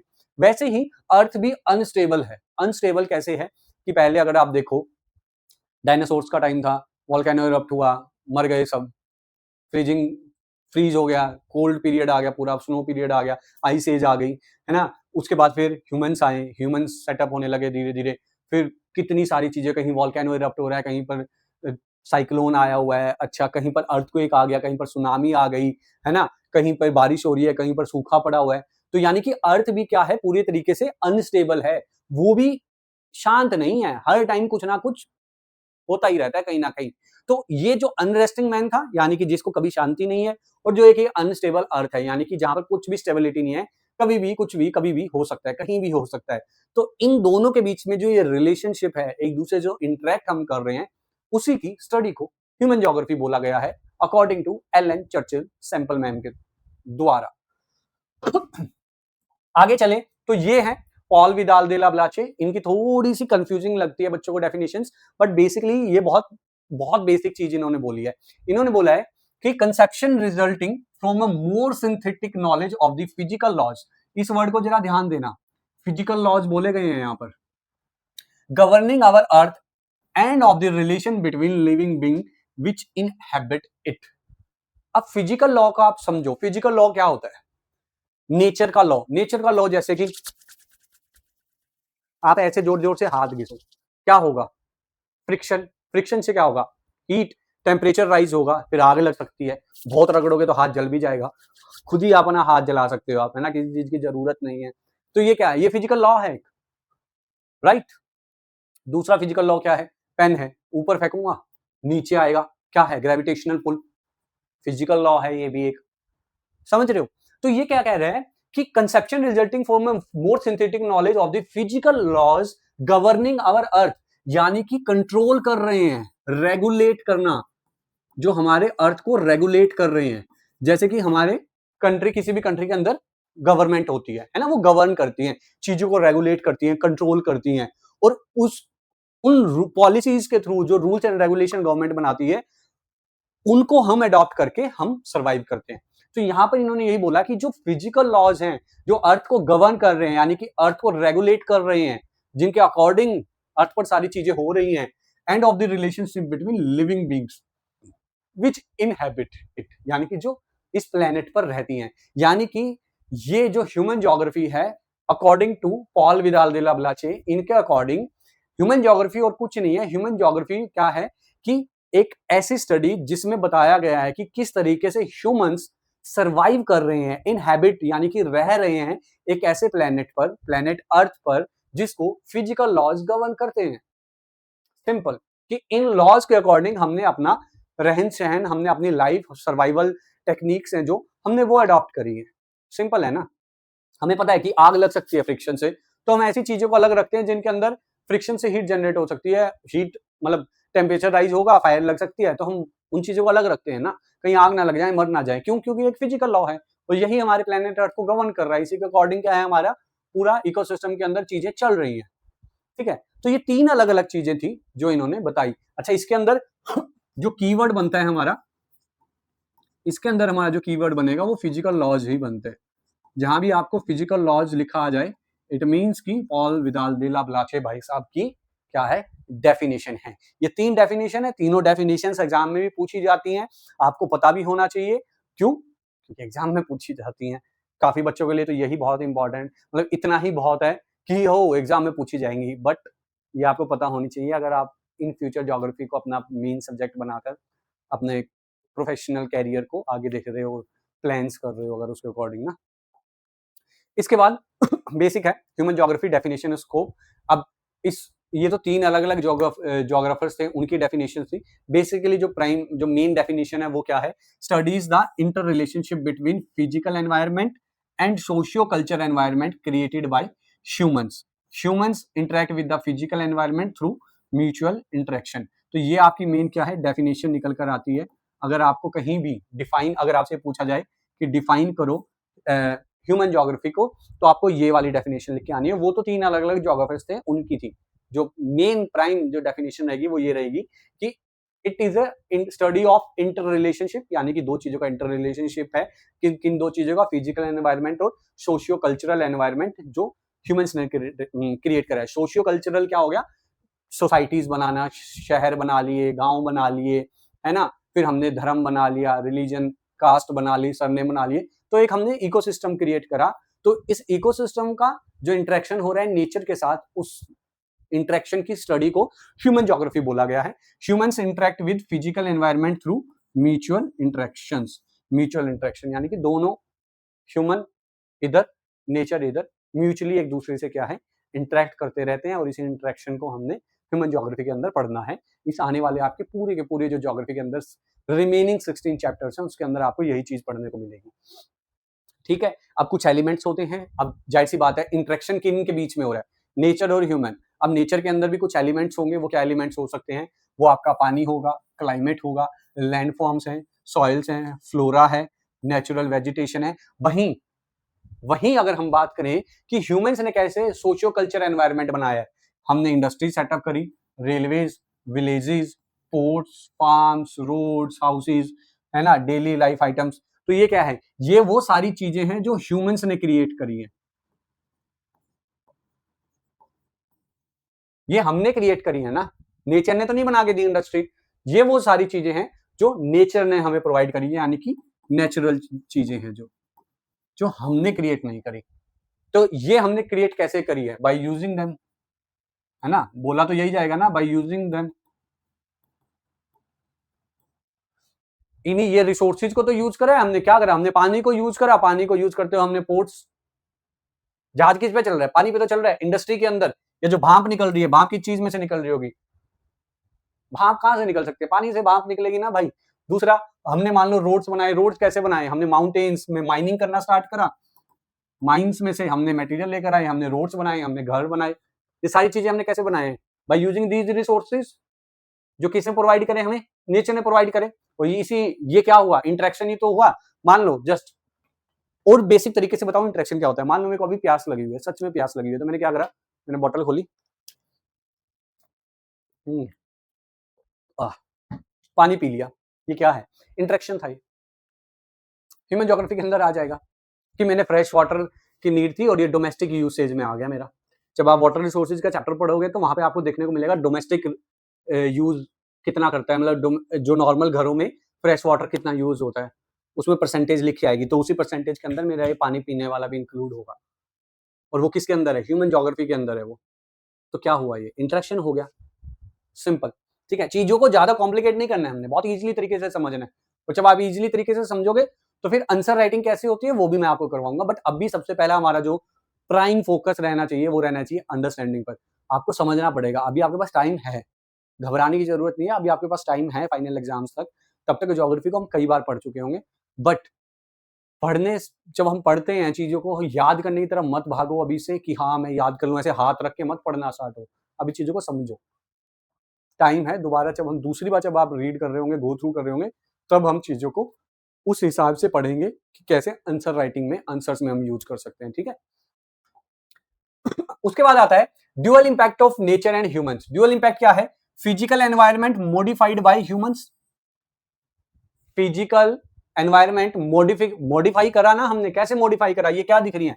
जेसीबी, जेसीबी दिख रही है? नहीं यकीन आ रहा? ये देख लो, मान लो इंसानों से पहले जब इंसान पैदा ही नहीं हुए थे धरती पे, तो यहां भी सारे को जंगल होगा, तो हमने क्या करा? जंगलों को काटकर हमने मॉडिफिकेशन कर दी, मॉडिफाई कर दिया सारा सिस्टम, नेचर को उलट पलट कर दिया ना। तो ये क्या है? Physical environment modified by humans. Also सिर्फ हम इंपैक्ट नहीं डालते हैं नेचर पे, environment impacts human lives, climate, geography and natural resources influence human societies. जैसे इसका एक प्राइम एग्जांपल आप राजस्थान ले सकते हो, इंडिया के अंदर बता रहा हूं, अरुणाचल प्रदेश ले सकते हो, इंडिया के अंदर बता रहा हूं, आप लेह लद्दाख ले सकते हो। अब आप बोलोगे सर ये कुछ समझ नहीं आया कि कैसे इंपैक्ट डल रहा है। भाई इंपैक्ट ऐसा डल रहा है, यहाँ पर बहुत ज्यादा गर्मी होती है, इसलिए लोगों की पॉपुलेशन डेंसिटी कम है, नंबर ऑफ पीपल कम है।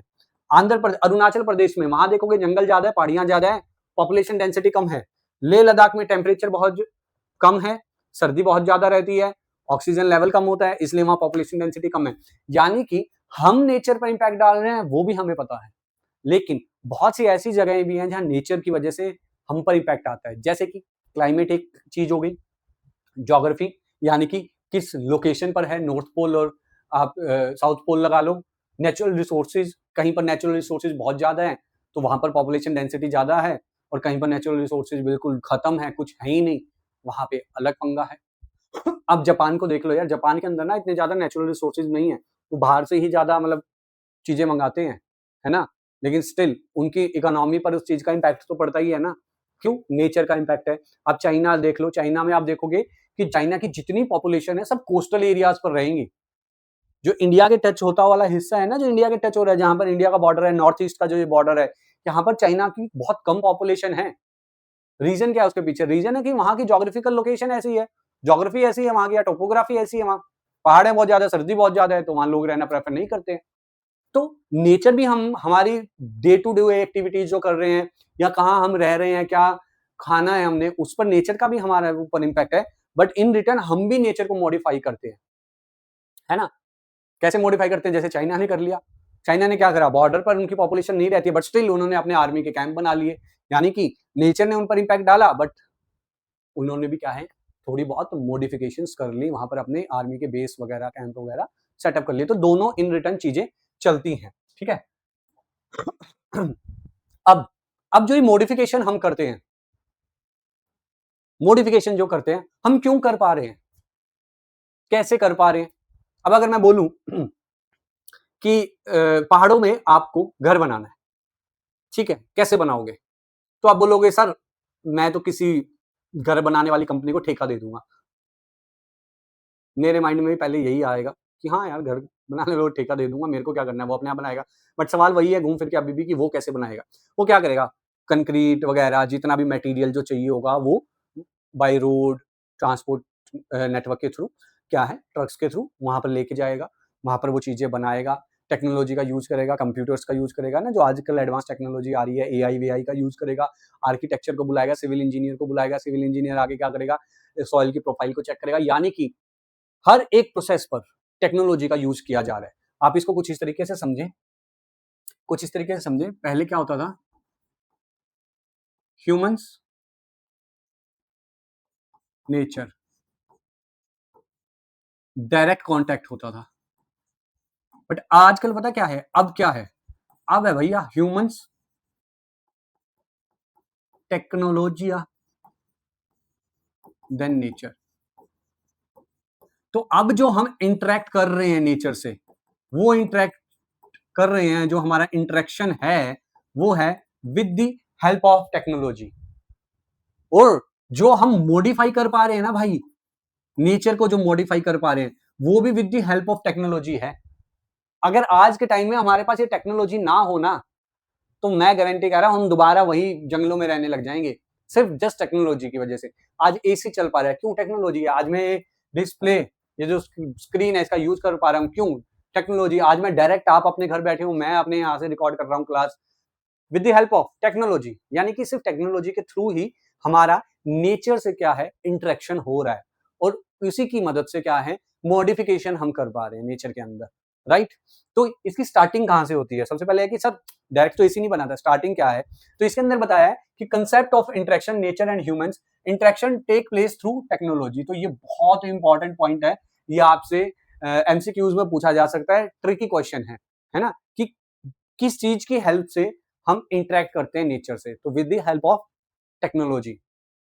Importance lies not just in what is produced, इसका मैं मतलब समझाऊंगा अभी। How it is produced, tools and techniques, technology reflects the level of cultural development of the society. अभी अब आप सोच रहे होंगे कि सर अभी इन्होंने क्या बोला, मेरे को समझ नहीं आया। तो उन्होंने बोला कि मैटर ये नहीं करता कि व्हाट इज प्रोड्यूस्ड, कि क्या बनाया है, ये मैटर कर ही नहीं रहा। मैटर कर रहा है कि हाउ इट इज प्रोड्यूस, यानी कि कैसे कैसे बनाया। अब एग्जांपल लो, मान लो आज से 1000 साल पहले, 1000 ईयर्स अगो, ठीक है, मैंने आपको बोला कि भाई मेरी बात सुनो, एक 10 फीट का ना खड्डा खोद। आज से 1000 साल पहले मैंने तुम्हें बोला कि एक 10 फीट का खड्डा खोदो, तो आपने क्या करा? आपको लगे टोटल 10 दिन, मान लो आपको लगे 10 दिन लगने एक 10 फीट का खड्डा खोदने में, ठीक है। कैसे खोदा आपने? अपने बेयर हैंड से, या बेसिक टूल्स होंगे, आपने वो 10 फीट का खड्डा खोद लिया। अब क्या होगा? अब मैंने आपको यही बात बोली आज से 300 साल पहले, 200 साल पहले, 200 ईयर्स एगो, अगेन मैंने आपको बोला कि भाई ये खड्डा खोद दे 10 फीट का। तो आपने वो जो 10 फीट का खड्डा जो पहले 10 दिन में खोदा था ना, अब वही आपने 10 फीट का खड्डा एक दिन के अंदर कर दिया। एक दिन के अंदर कैसे? With the help of tools, basic tools, tools advance हो गए, है ना, कसी वसी आ गई, वो फावड़ा वावड़ा आ गया, उसकी मदद से आपने क्या है, एक दिन के अंदर वो खड्डा खोद दिया 200 साल पहले। अब क्या हुआ कि अगर आज टुडे मैं आपको बोल लूं कि भाई एक 10 फीट का खड्डा खोदना है, तो आप क्या करोगे? 15 मिनट में खोद दोगे। 15 मिनट भी ज्यादा बोल दिए, क्यों? आप क्या करोगे? जेसीबी ले आओगे, जेसीबी लाके उसको पैसे देके 15 मिनट में 10 फीट का खड्डा खुद जाएगा। यानी कि आप चीज देखें कि व्हाट इज प्रोड्यूस, प्रोड्यूस तो हर बार 10 फीट का खड्डा ही हुआ है, करा तो हमने 10 फीट का खड्डा ही है हर बार। तो मैटर ये नहीं कर रहा, कभी भी ये मैटर नहीं करा कि हमने क्या उगाया है, हमने क्या बनाया है। हमेशा मैटर करा है कि कैसे, पहले बेयर हैंड्स की मदद से, फिर टूल्स की मदद से, और आज जेसीबी की मदद से। यानी कि मैटर क्या चीज कर रही है? टेक्नोलॉजी। कहां गई हमारी टेक्नोलॉजी? ये रही हमारी टेक्नोलॉजी। मैटर ये कर रहा है कि बच्चे तो आज से 1000 साल पहले भी पढ़ रहे थे, एजुकेशन सिस्टम तब भी था। बच्चे आज से 200 साल पहले भी पढ़ रहे थे, एजुकेशन सिस्टम तब भी था, और बच्चे आज भी पढ़ रहे हैं, एजुकेशन सिस्टम आज भी है। बट फर्क क्या है? प्रोड्यूस क्या करा? हर बार हमने स्टूडेंट ही तो प्रोड्यूस करे, हर बार हमने पढ़ाया ही तो है, बट सवाल है कि कैसे पढ़ाया। और ज्योग्राफी के अंदर यही मैटर करता है कि किसी भी चीज को कैसे करा गया, कैसे। तो जो ह्यूमंस का इंटरेक्शन है नेचर से, वो नेचर से इंटरेक्शन कैसे होता है? With the help of technology. सिर्फ टेक्नोलॉजी की वजह से क्या है, हम इंटरेक्ट कर पाते हैं, और टेक्नोलॉजी ही हमें ये बताती है कि the level of cultural development of society. तो आपसे ये क्वेश्चन पूछा जाएगा कि किस तरीके से या किसकी मदद से या कैसे हम पता कर सकते हैं कि कल्चरल डेवलपमेंट हुआ है या नहीं हुआ है सोसाइटी। तो वो टेक्नोलॉजी की मदद से कर सकते हैं या नहीं? देखो ना, 1000 साल पहले हाथ से खड्डा खोद रहे थे, यानी कि डेवलपमेंट, चलो उस टाइम जो भी डेवलपमेंट थी, लेकिन 200 साल पहले बेसिक टूल्स आ गए, कसी फावड़ा वगैरह ये सारी चीजें आ गई। यानी कि हमने एक चीज देखी कि हाँ, डेवलपमेंट तो हो गया यार, सोसाइटी के अंदर डेवलपमेंट हुआ है, लोग थोड़े और बुद्धिमान हो गए हैं, टूल्स वगैरह अच्छे बना लें, और आज जेसीबी से हो रहे हैं 15 मिनट के अंदर, यानी कि और अच्छी डेवलपमेंट हो गई है हमारी। तो डेवलपमेंट की उसी से हम पता करते हैं किसी सोसाइटी के अंदर, मतलब टेक्नोलॉजी की मदद से ही पता करते हैं कि हम किसी सोसाइटी के अंदर डेवलपमेंट कितनी हुई है और कितनी नहीं। क्योंकि इंसान के तो पहले भी वही 2 हाथ, 2 आंखें, 1 नाक, 2 कान, 1 मुंह, 2 पैर, 1 पेट था बेचारा, पापी पेट होता है जो, आज भी वही पापी पेट है, लेकिन उस पापी पेट को भरने के लिए जो तरीके हैं काम करने के वो बदल गए हैं। यानी कि टेक्नोलॉजीज में चेंज आ गया है, और उसी की मदद से हमें पता लगता है कि किसी भी सोसाइटी के अंदर कितनी डेवलपमेंट हुई है और कितनी नहीं। जैसे कि हमने आग का पता लगाया, हमें पता लगा कि फ्रिक्शन से हीट जनरेट होती है ना, टेम्परेचर राइज होता है, जो मैं बता रहा था। This is a physical law. हमने इस चीज को समझा और हमने आग का आविष्कार करा। और early human discovery leading to cooking and warmth, यानी कि हम ऐसे रीजन्स में भी रहने लग गए जहां पर बहुत ज्यादा सर्दी होती थी। क्यों? क्योंकि हमने आग जलाना सीख लिया। कोल्ड रीजन में भी हम रहने लग गए, यानी कि ह्यूमन सेटलमेंट पर इंपैक्ट पड़ा किसकी वजह से? आग की वजह से। और आग को हमने क्या, एक टेक्नोलॉजी है आग। आग क्या है? Fire is also a technology यार, है ना। उसको किस तरीके से यूज कर रहे हैं, अलग अलग चीजों के लिए हमने यूज करना स्टार्ट करा। वैसे ही हमने मेडिकल लाइन में डीएनए एंड जेनेटिक्स के बारे में पढ़ते हैं ना हम। उसका जब हमें पता लगा, तो जैसे हमें उस चीज का पता लगा कि यार ह्यूमन बॉडी के अंदर डीएनए और जेनेटिक्स ऐसी चीजें होती हैं, हमने उस चीज का यूज कर हमने डिसीजेस को कंट्रोल करना स्टार्ट कर दिया। Modern scientific understanding for health advancement, जैसे आजकल स्टेम सेल थेरेपी आई हुई है ना। स्टेम सेल मतलब माँ बाप की बॉडी से, बोन मैरो से स्टेम सेल निकाले जाते हैं, बच्चों को लगाए जाते हैं।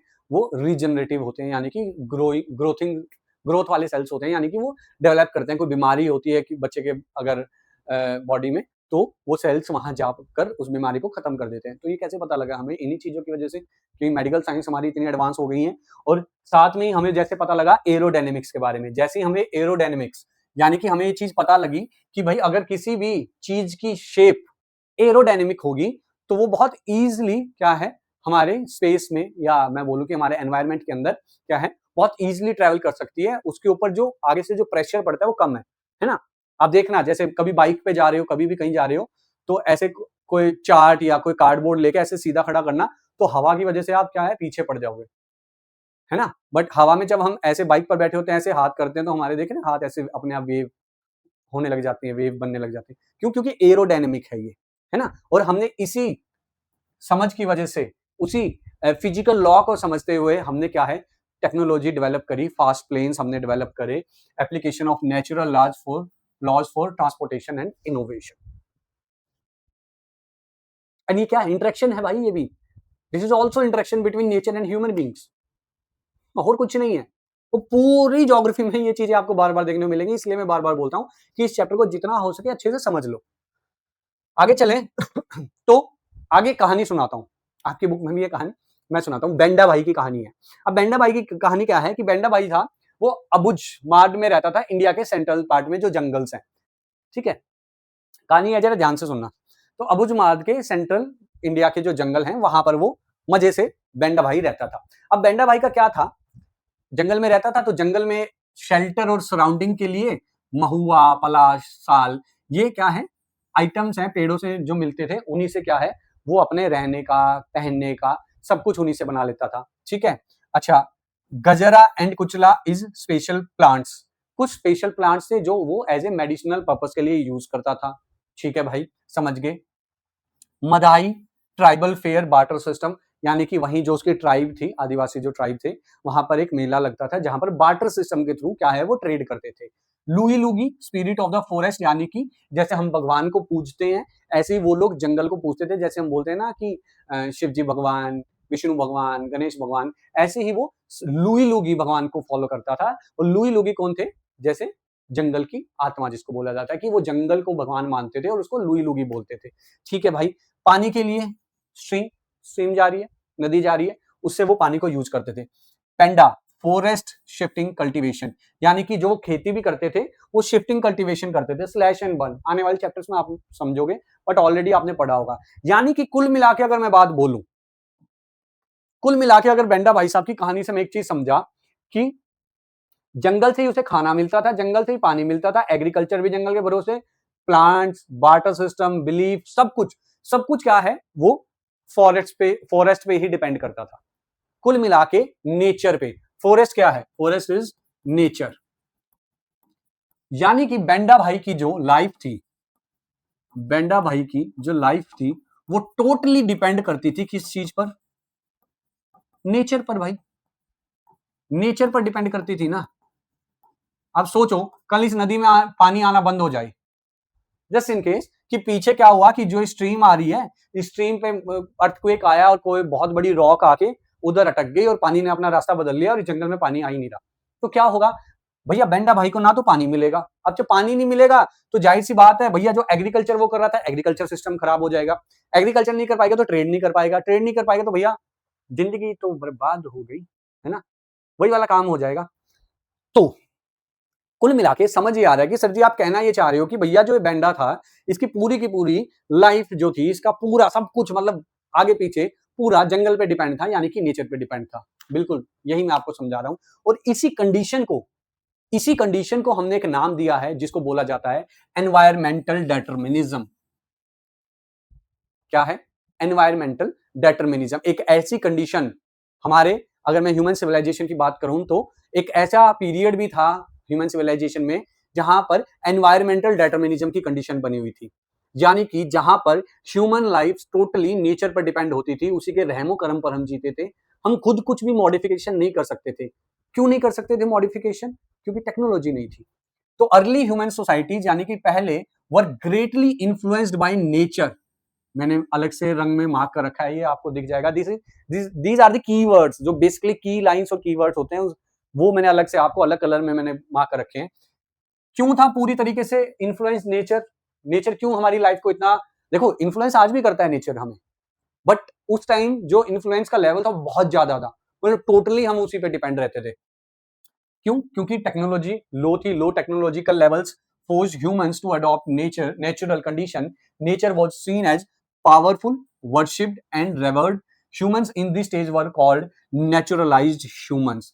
इस स्टेज में जितने भी ह्यूमन बींग्स थे उन्हें नेचुरलाइज ह्यूमंस कहा जाता था। नेचुरलाइज ह्यूमंस का मतलब है कि नेचर के द्वारा influenced human beings, totally nature पर जो डिपेंड रहते हैं वो ह्यूमन बींग्स को नेचुरलाइज्ड ह्यूमंस बोला जाता था। This view point is known as environmental determinism. और इसी सिचुएशन को, इसी कंडीशन को, इसी स्टेज को हम क्या बोलते हैं? Environmental determinism. Ratzel and Ellen Churchill Semple, इन्होंने इस कंडीशन के बारे में बताया था। इन्होंने बेसिकली बताया था कि एनवायरमेंटल डेटरमिनिज्म की कंडीशन होती थी और वो क्या होती थी और क्यों होती थी। पहली बात तो एनवायरमेंटल डिटरमिनिज्म एक कंडीशन होती थी, ठीक है। क्या होती थी? क्या का मतलब कि भैया जिस सिचुएशन में टोटली जो ह्यूमन बीइंग है वो नेचर पे डिपेंड करता है, खुद कुछ भी नहीं कर सकता, इतनी ज्यादा उसके पास टेक्नोलॉजी नहीं थी। क्यों का मतलब आ गया टेक्नोलॉजी। तो ये सारी चीजें इन्होंने बताई थी। तो ये तो बेंडा की कहानी थी। अगर आपको अब कोई भी पूछे कि एनवायरमेंटल डेटरमिनिज्म क्या स्टेज होती है, आप क्लियरली बोलोगे कि एनवायरमेंटल डेटरमिनिज्म एक ऐसी स्टेज है जहां पर ह्यूमन बीइंग बहुत ही ज्यादा इन्फ्लुएंस्ड होता है नेचर से, वो टोटली नेचर पर डिपेंड रहता है, वो नेचर से डरता है, वर्शिप करता है और पूरे तरीके से उसका जो भी सर्वाइवल है वो टोटली नेचर पर डिपेंड रहता है। वो मॉडिफाई नहीं कर पाता नेचर को। क्यों? क्योंकि लो टेक्नोलॉजी होती है, because of low technology upgradation. ठीक है, क्लियर है? आगे चलें। आगे एक दूसरी कहानी आती है। दूसरी कहानी है भैया इसकी, ट्रॉन्डेम की कहानी है। ट्रॉन्डेम, ट्रॉन्डेम क्या है?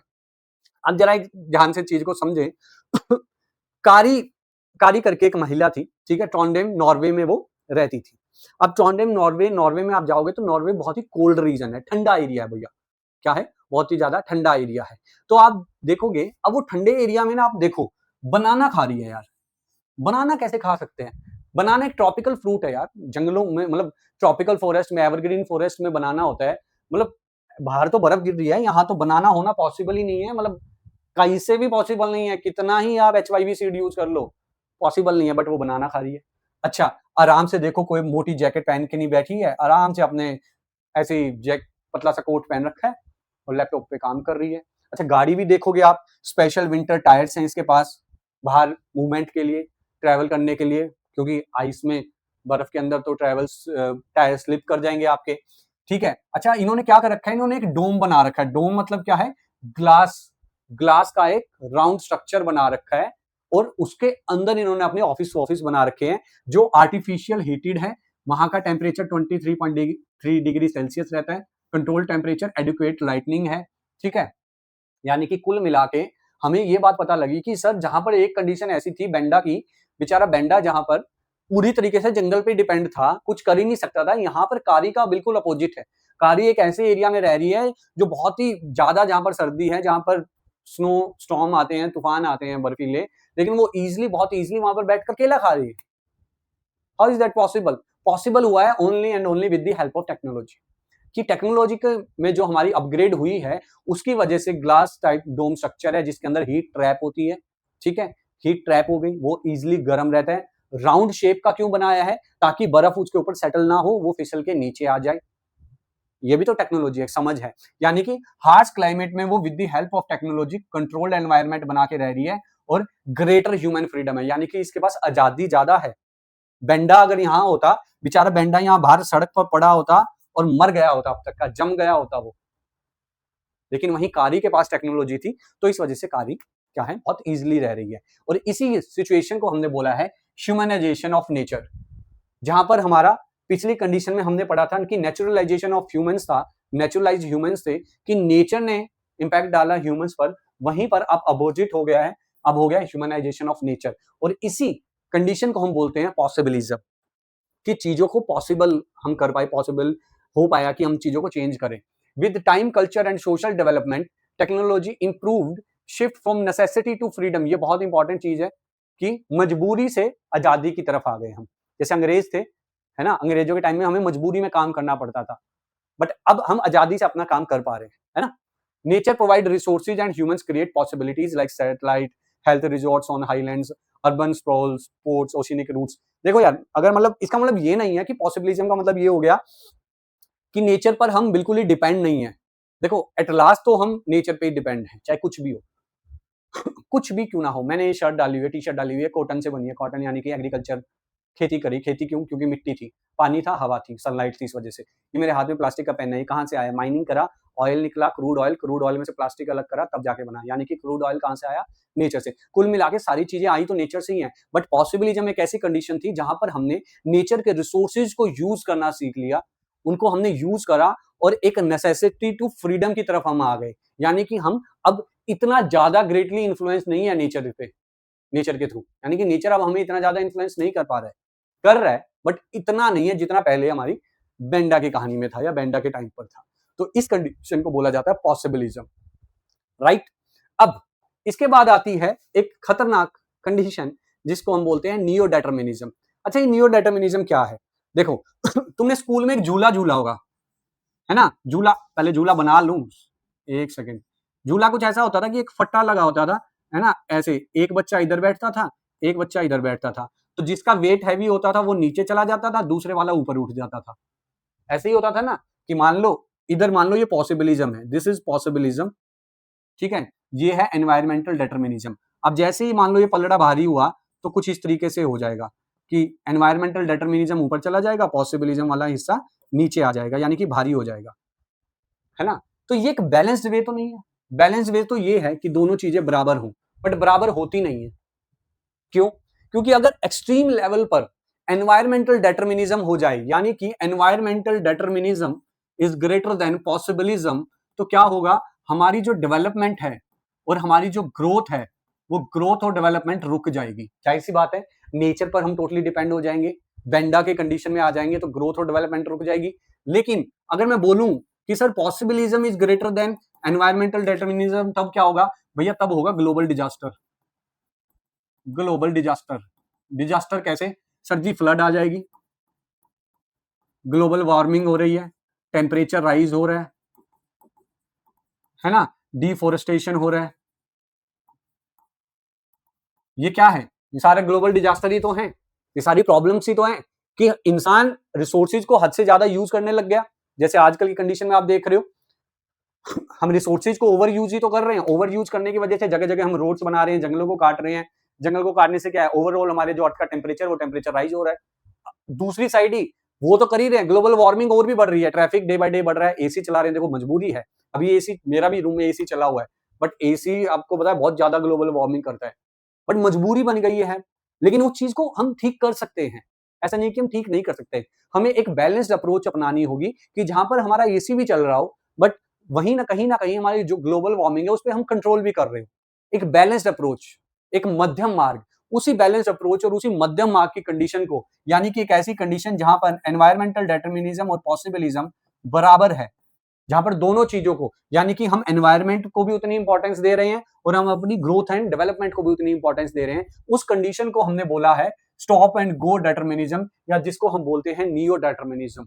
ग्रिफिथ टेलर ने ये अप्रोच दी थी और इसको समझाया था एक ट्रैफिक लाइट के through, red, yellow and green, a middle path between environmental determinism and possibilism, एक मिडल पाथ, एक मध्यम मार्ग, राइट। तो ये जो ग्रीन लाइट वाली एनालॉजी है, इसके थ्रू कैसे इन्होंने समझाया ट्रैफिक लाइट को, इन्होंने बोला कि रेड का मतलब है स्टॉप, स्टॉप हमें ही पता है, मतलब रेड का मतलब क्या हो कि कहीं अगर मान लो फ्लड आ रही है, ग्लोबल वार्मिंग बढ़ रही है, ओजोन लेयर में डिप्लीशन हो रहा है ज्यादा, तो ये एक साइन है रेड का कि हमें रुक जाना चाहिए। अब हमें पॉसिबिलिज्म को थोड़ा कंट्रोल करना पड़ेगा, अब हमें ग्रोथ को थोड़ा कंट्रोल करना पड़ेगा, हमें नेचर पर ध्यान देना पड़ेगा, है ना, हमें ऐसी चीजों को यूज कम करना पड़ेगा जिससे ओजोन लेयर या ग्लोबल वार्मिंग ज्यादा हो रही है।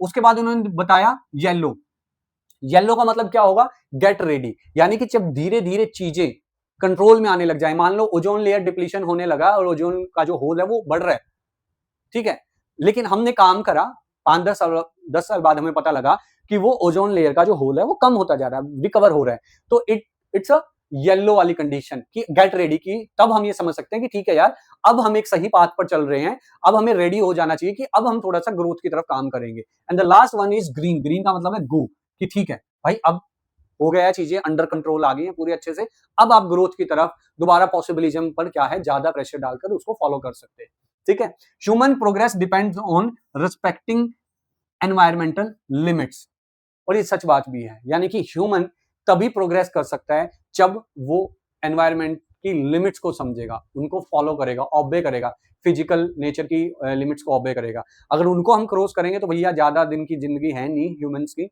है ना, ज्यादा लंबा चलेगी नहीं ह्यूमन सिविलाइजेशन, मतलब हमारी जिंदगी कट जाएगी, हमारे आने वाले बच्चों की कट जाए हो सकता है, लेकिन उससे ज्यादा नहीं कट पाएगी जिस स्पीड पे हम चल रहे हैं, क्योंकि आप देख रहे हो डे बाय डे डिसीजेज, अलग अलग बीमारियां निकल रही हैं, कहीं पर फ्लड आ रही है, गर्मी इतनी ज्यादा हो रखी है, तो इसके पीछे का रीजन कहीं ना कहीं हम ही हैं, है ना, कोई और नहीं है, हम ही हैं कहीं ना कहीं।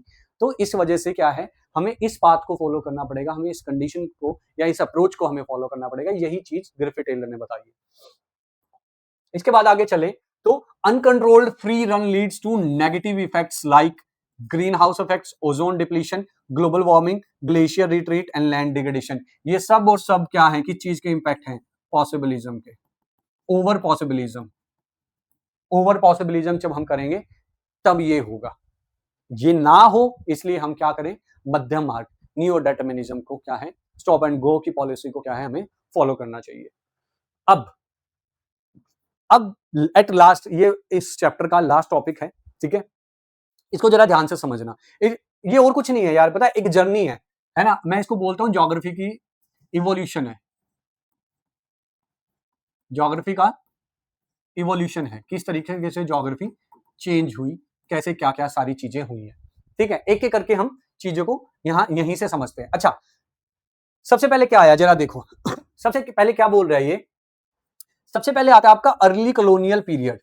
अर्ली कॉलोनियल पीरियड क्या था, ठीक है, ये nature of human geography, explain the relationship between, ये वही सारी चीजें जो ऑलरेडी मैं आपको बता चुका हूं, बट अब जो हम पढ़ेंगे purpose of human geography aims to understand and explain human elements on earth surface, ये ऑलरेडी कवर है।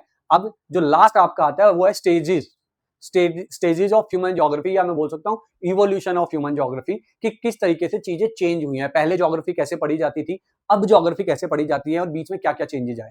तो इसकी स्टार्टिंग होती है अर्ली कॉलोनियल पीरियड से। अर्ली कॉलोनियल पीरियड का मतलब है अराउंड 1200 या 300 बीसी वाला जो टाइम था, जब सिल्क रूट और रोमन एम्पायर खत्म हो गया था, उसके बाद जब अंग्रेजों ने या मैं बोलूं यूरोपियंस ने अपने अपने देशों से क्या है शिप्स निकालना स्टार्ट करे थे फॉर ट्रेड पर्पस के लिए, याद रखना ट्रेड पर्पस के लिए, ठीक है, कहीं ये मत सोच लेना कि अरे सर जी वो तो समाज सेवा करने निकले थे, नहीं, रियलिटी कुछ और है, हमें बताया कुछ हो जाता है।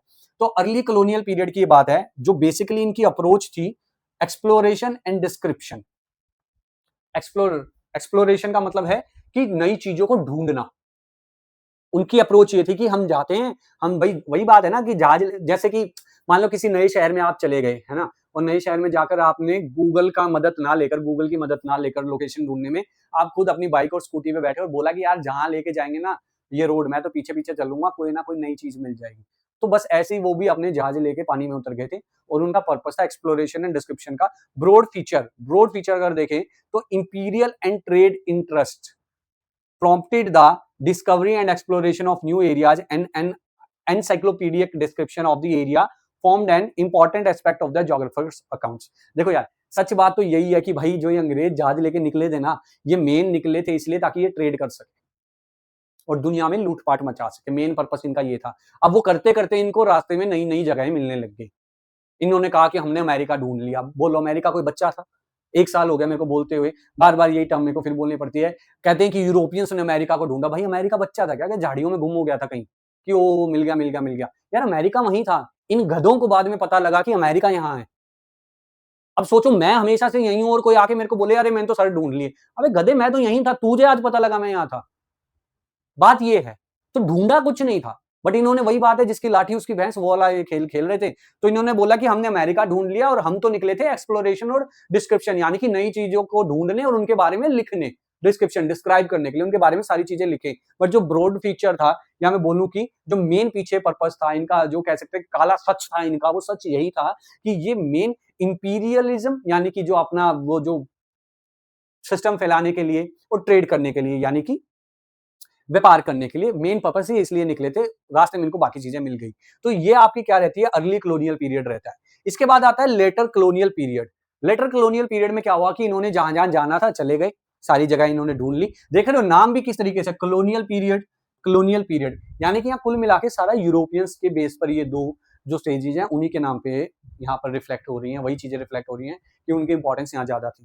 तो अप्रोच क्या थी? Regional analysis. ब्रॉड फीचर रहा elaborate description of all aspects of a region were undertaken. The idea was that all the regions were part of the whole, the earth. So understanding the part in totality would lead to an understanding of the whole. अब इन्होंने क्या करा समझो, इसको ऐसे समझते हैं। अब लेटर कॉलोनियल पीरियड में इन्होंने क्या करा? पहले वाले अर्ली कॉलोनियल पीरियड में ना, एक मिनट, अर्ली कॉलोनियल पीरियड में इन्होंने क्या करा?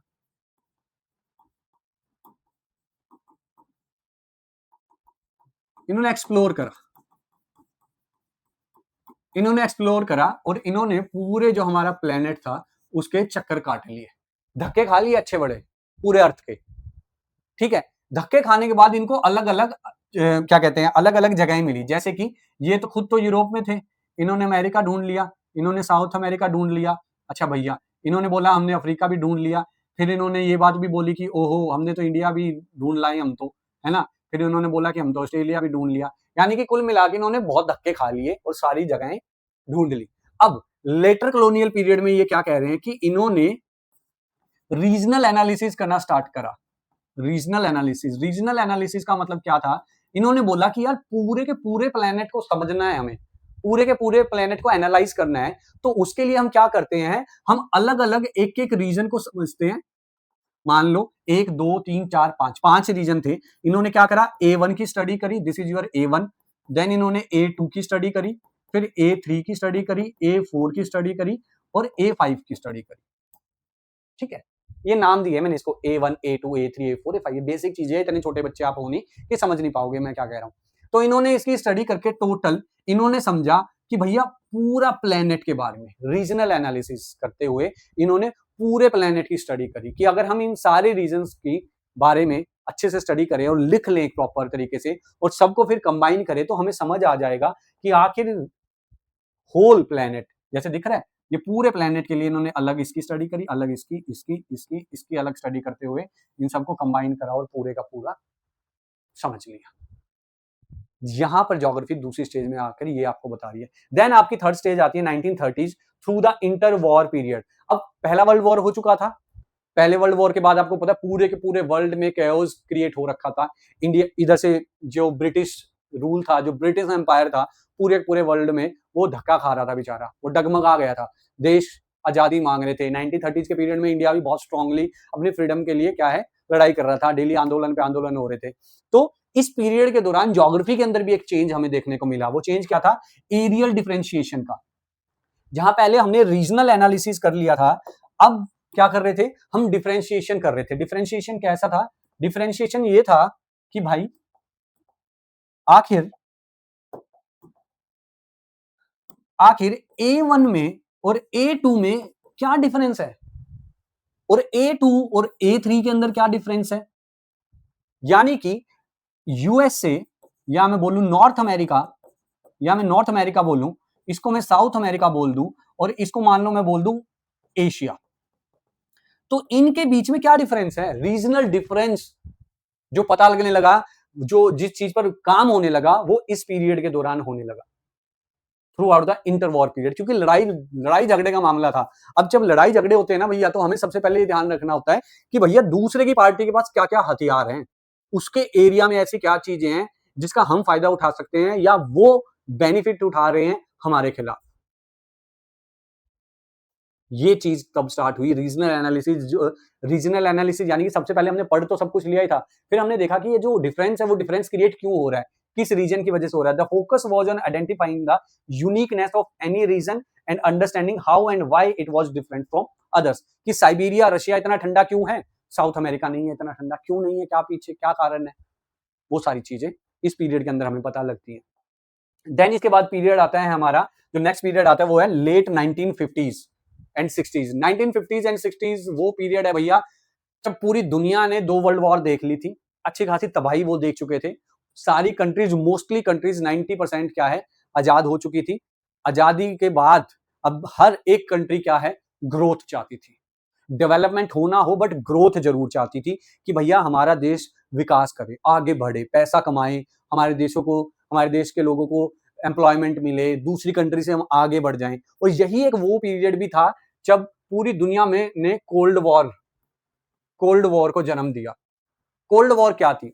दो ग्रुपों के बीच, यूएसए और यूएसएसआर के बीच एक टेक्नोलॉजिकल वॉर स्टार्ट हुई थी, कि यूएसए कह रहा था कि मैं चांद पे जा चुका हूं, यूएसएसआर कह रहा था, यानी कि रशिया, की मैं भी तेरे पीछे पीछे जहाज लेके आ ही रहा हूं, बस तू अपना जहाज उठा, एक बार उड़ा के निकल, मैंने अपना पार्क करना है। देख रहे हो, तभी तो बोला था कि नील आर्मस्ट्रॉन्ग मून पे चले गए हैं, लैंड कर लिए हैं, तभी के पीरियड की बात है भाई ये सारी। और आज भी बहुत लोग ये मानते हैं कि नील आर्मस्ट्रॉन्ग ने कोई मून पे लैंडिंग नहीं करी, हमें बिलीव नहीं है, क्योंकि वो तो वहां उनका जो झंडा है वो तो हिल रहा था, और मून पे तो एयर होती नहीं, बात तो उनकी भी सही है।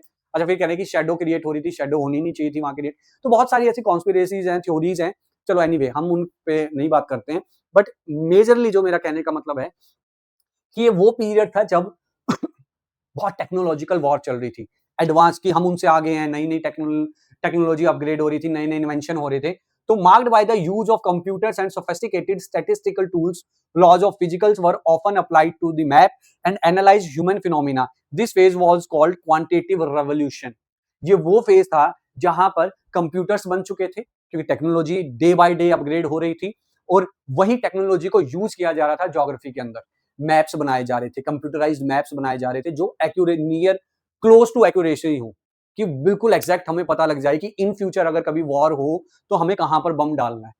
समझ रहे हो, कहां पर बम डालना है, किस टाइम डालना है, ताकि हमें पता लग जाए वहां की ज्योग्राफिकल कंडीशन क्या है, वहां पर क्लाइमेटिक कंडीशन क्या है, कि अगर मैं मिसाइल छोड़ूं तो वहां पर हवा की स्पीड कितनी है कि मेरी मिसाइल वहीं पहुंच जाए। मतलब वो सारी चीजें आप समझ सकते हो, बहुत डीप में जाने की जरूरत नहीं है, बट मेजरली यही बोल रहे हैं कि इस टाइम पर कंप्यूटर और जो स्टैटिस्टिकल टूल्स थे, उन टूल्स का ज्योग्राफी के अंदर क्या है, आगमन होता है, और ज्योग्राफी अब नंबर्स का खेल बन गई। क्वांटिटेटिव रेवोल्यूशन होगी, नंबर्स, मैथ, फिजिक्स, ये वाले जो सब्जेक्ट्स हैं वो अब उनका इंपैक्ट इस पीरियड में हमें ज्यादा देखने को मिला, कि फॉर्मूलाज यूज हो रहे हैं, फिजिक्स के लॉज यूज किए जा रहे हैं यहाँ पर ज्यादा, और ज्योग्राफी बिल्कुल एक साइंस जैसी चीज लगने लग गई थी। लेकिन इस फेज में एक प्रॉब्लम ये थी कि ह्यूमनाइज टच जो था, कि जो भाई ह्यूमन ज्योग्राफी और ज्योग्राफी के, मतलब ज्योग्राफी क्या है, ज्योग्राफी है भाई अर्थ की स्टडी, और अर्थ पे कंपोनेंट कौन है, लिविंग ऑर्गेनिज्म, यानी कि life forms including human beings और नेचर। मतलब आप सब कुछ कर रहे थे बट आप इंसानों को भूल गए थे। और वो धीरे धीरे, मतलब हर कंट्री पैसे के पीछे, जीडीपी के पीछे, ग्रोथ के पीछे इतना भागने लग गई कि वो कहीं ना कहीं ह्यूमन वैल्यू, ह्यूमंस की वैल्यू को भूलते जा रहे थे। इंडस्ट्रियलाइजेशन इतनी स्पीड पर था, डेली नई नई इंडस्ट्रीज सेटअप हो रही थी, एनवायरमेंट का कोई ध्यान नहीं दिया जा रहा था, लोगों की क्या कंडीशन है क्या नहीं है उनको कोई मतलब नहीं था उस पीरियड में, सिर्फ ये था ग्रोथ करनी है हमें, तो देश को आगे बढ़ाना है। तो 1970s के अंदर चेंज आया। चेंज क्या आया, emergence of humanistic, radical and behavioural schools. 3 schools, यानी कि 3 नई सोच जन्म लेती हैं ज्योग्राफी के अंदर, यानी कि ह्यूमंस की वैल्यू का, ह्यूमंस की जो वैल्यू है उस पर यहां ध्यान दिया जाता है। वो बोलते हैं कि भाई नंबर्स को मारो धक्का, निकलो यहां से। Discontentment with the quantitative revolution and its dehumanized manner of doing geography led to the emergence of 3 new schools of thought of human geography in 1970s. यहाँ पर नई सोच जन्म लेती है, 3 अलग-अलग स्कूल्स का इन्वेंशन होता है, जो ये तीनों स्कूल्स ये बताते हैं कि किस तरीके से ह्यूमनाइज्ड वे में हम ज्योग्राफी को पढ़ सकते हैं, जहाँ पर ह्यूमन्स की वैल्यू ज़्यादा रखी जाए, ना कि सिर्फ नंबर्स का खेल ना हो। इस तीनों स्कूल्स को अब हम अभी पढ़ेंगे, डोंट वरी, बट उसके बाद जो लास्ट में 1990s से लेकर और अब तक का जो पीरियड चल रहा है, उसे हम बोलते हैं पोस्ट मॉडर्निज्म इन ज्योग्राफी। यानी कि इस पीरियड के अंदर ना जो ज्योग्राफी थी, वो बहुत ही ज़्यादा आप कह सकते हैं ग्राउंड लेवल पर जाकर पढ़ने, मतलब रिसर्च होने लगी ज्योग्राफी के अंदर। ऊपर-ऊपर से नहीं चीज़ें समझी जा रही थी, अब बहुत ग्राउंड लेवल पर जाया जा रहा था, लोकल कॉन्टेक्स्ट में वो चीज़ पढ़ी जा रही थी। The grand generalisation and the applicability of universal theories to explain humans conditions were questioned. The importance of understanding each local context in its own right was emphasized. यानी कि कुल मिला के कहने का मतलब ये है कि पहले क्या होता था, जनरल थ्योरीज बन जाती थी। ऊपर से हमने कंडीशन को देख लिया कि मान लो इंडिया के बारे में हमने पढ़ना है, इंडिया के बारे में हमने मेन शहरों को देख लिया, वहां के लोगों को स्टडी कर लिया और हमने उनके बारे में लिख दिया। बट इन रियलिटी तो हमें ग्राउंड लेवल पर जाकर हर छोटे से छोटे शहर, हर छोटे छोटे गांव, यानी कि किसी एक मुंबई के छोटे से शहर की छोटी सी गली के छोटे से घर के अंदर एक छोटे से कमरे में एक छोटा सा परिवार रह रहा है, उस परिवार की क्या कंडीशन है, वो क्या टाइम से खाना उसको मिल पा रहा है, क्या उसके घर पे बिजली आ रही है, क्या उसको साफ पानी मिल रहा है, क्या उसके बच्चों को एजुकेशन मिल रही है या नहीं मिल रही है, वो चीज कैसे पता लगा सकते हो आप इतने बड़े लेवल पे कि आपने मुंबई शहर की बस हालत देख ली कि हाँ यहाँ तो सब कुछ अच्छा है और आपने वही रिपोर्ट में लिख दिया। आप वो नहीं लिख सकते, आपको लोकल लेवल पर जाना पड़ेगा, लोकल कॉन्टेक्स्ट में, ग्राउंड लेवल पर, बिल्कुल डीप रूट लेवल पर आपको जाकर उन चीजों को पढ़ना पड़ेगा। और वो चीजें स्टार्ट होती है आफ्टर 1990s, और ये वही समय था जहां से ह्यूमन इंडेक्स, जो आपका ह्यूमन डेवलपमेंट इंडेक्स बनता है, जो आपका चैप्टर नंबर 3 आएगा ह्यूमन डेवलपमेंट का, ये वही पीरियड था 1990s का, जहां यूएनडीपी ह्यूमन डेवलपमेंट इंडेक्स या रैंकिंग जो देना स्टार्ट करती है ना, उसी पीरियड में जाकर लोगों की वैल्यू असल में समझ आने लगी। तो मैं वही बोल रहा हूँ कि हर एक चैप्टर दूसरे चैप्टर से कनेक्ट है, तो हर एक चैप्टर को बहुत अच्छे से अभी बस समझो, कुछ याद नहीं करना है, बस बातों को समझो, सुनो कि अच्छा ये चीजें हैं चैप्टर में। ठीक है, अब बात करते हैं 3 स्कूल्स की। 3 स्कूल्स क्या हैं? 3 मैंने आपको बताया कि पहला स्कूल आया वेलफेयर और ह्यूमनिस्टिक स्कूल था, एक रेडिकल स्कूल बना, एक बिहेवियरल स्कूल बना। अब ये तीनों स्कूल क्या है? ये तीनों एक सोच है, 3 तरीके की सोच थी जो अलग-अलग ज्योग्राफर्स अलग-अलग सोच को फॉलो करते थे, अलग-अलग अप्रोच को फॉलो करते थे। वेलफेयर और ह्यूमनिस्टिक स्कूल जो था, वो कंसर्न विद सोशल वेलबींग था, यानी कि वो लोगों की भलाई के लिए ज्यादा कंसर्न था। उनका मेन मोटिव ये होता था कि कितने लोगों को घर मिले, कितने लोगों को प्रॉपर हेल्थ सर्विसेज मिल रही हैं, कितने बच्चों को एजुकेशन मिल रही है, उनका मेन ये रहता था। वो सोसाइटी के अंदर ये चीज चेक करते थे कि कितने लोगों का सोशल वेलबींग हो रहा है। Introduce subject geography of social wellbeing, और यही एक ब्रांच भी बनती है, जैसे ह्यूमन ज्योग्राफी है, ऐसी ज्योग्राफी ऑफ सोशल वेलबींग भी एक ब्रांच है ज्योग्राफी की। उसके बाद आता है रेडिकल स्कूल। ये मार्क्सियन थ्योरी को फॉलो करते थे, यानी कि इनका मानना था कि भैया हर एक चीज की प्रॉब्लम कैपिटलिज्म है। कैपिटलिज्म का मतलब प्रॉफिट के पीछे भागना। तो explain cause of poverty, inequality, deprivation, link issues to capitalism. ये समाज की कमियां देखते थे, ये देख रहे हैं कि समाज ने कितना क्या मिल गया है, कि कितने बच्चे, ये वो समझ लो कि क्लास में कितने बच्चे पास हो गए। ये ह्यूमनिस्टिक स्कूल बता रहा है कि सर 50 में से 45 बच्चे, 45 स्टूडेंट्स पास हो चुके। फिर आते हैं रेडिकल स्कूल वाले, ये बताते हैं कि सर 50 में से ना 5 स्टूडेंट्स फेल हो गए। पास वालों का नहीं बता रहे, ये कह रहे हैं 5 फेल हो गए। फेल क्यों हो गए सर? प्रॉपर टीचर ने ध्यान नहीं दिया, या स्कूल का में बंक मारते थे, अटेंडेंस पे ध्यान नहीं दिया, कोई भी रीजन हो सकता है। तो ये सोसाइटी की वो कमियां बता रहे हैं कि पॉवर्टी क्यों है, इनइक्वालिटी क्यों है, डेप्रिवेशन क्यों है, क्यों, उसका मतलब कारण इन्होंने बताया कैपिटलिज्म को, जो मार्क्सियन थ्योरी थी।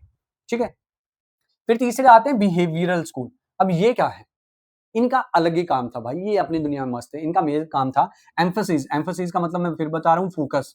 जो इनका मेन फोकस था वो था living experience and space perception, consider ethnicity, race, religion as social categories. इनका जो पर्पस था, या इनका जो मेन काम था, वो काम था कि आपका लिविंग एक्सपीरियंस कैसा है। लिविंग एक्सपीरियंस, मान लो कि मैं 5 साल, मैं 5 ईयर्स रहा यूएसए में, और फिर मैं 5 साल रहा इंडिया में, फिर मैं 5 साल रहा मान लो तंजानिया में, फिर मैं 5 साल रहा पेरिस में। तो यानी कि ये क्या कर रहे हैं, ये लिविंग एक्सपीरियंस देखते हैं कि भी यूएसए में जो इंसान रह रहा है वहां लिविंग एक्सपीरियंस कैसा था, इंडिया वाले का लिविंग एक्सपीरियंस कैसा है, वहां की कंट्री में, इंडिया की कंट्री में लोगों को लिविंग एक्सपीरियंस कैसा मिल रहा है। अब मैं 5-5 साल अलग अलग जगह रहा, मैं बता दूंगा कि मेरा वहां एक्सपीरियंस ऐसा था, यहाँ ऐसा था, यहाँ लिविंग एक्सपीरियंस ऐसा था, यहाँ ऐसा था, है ना।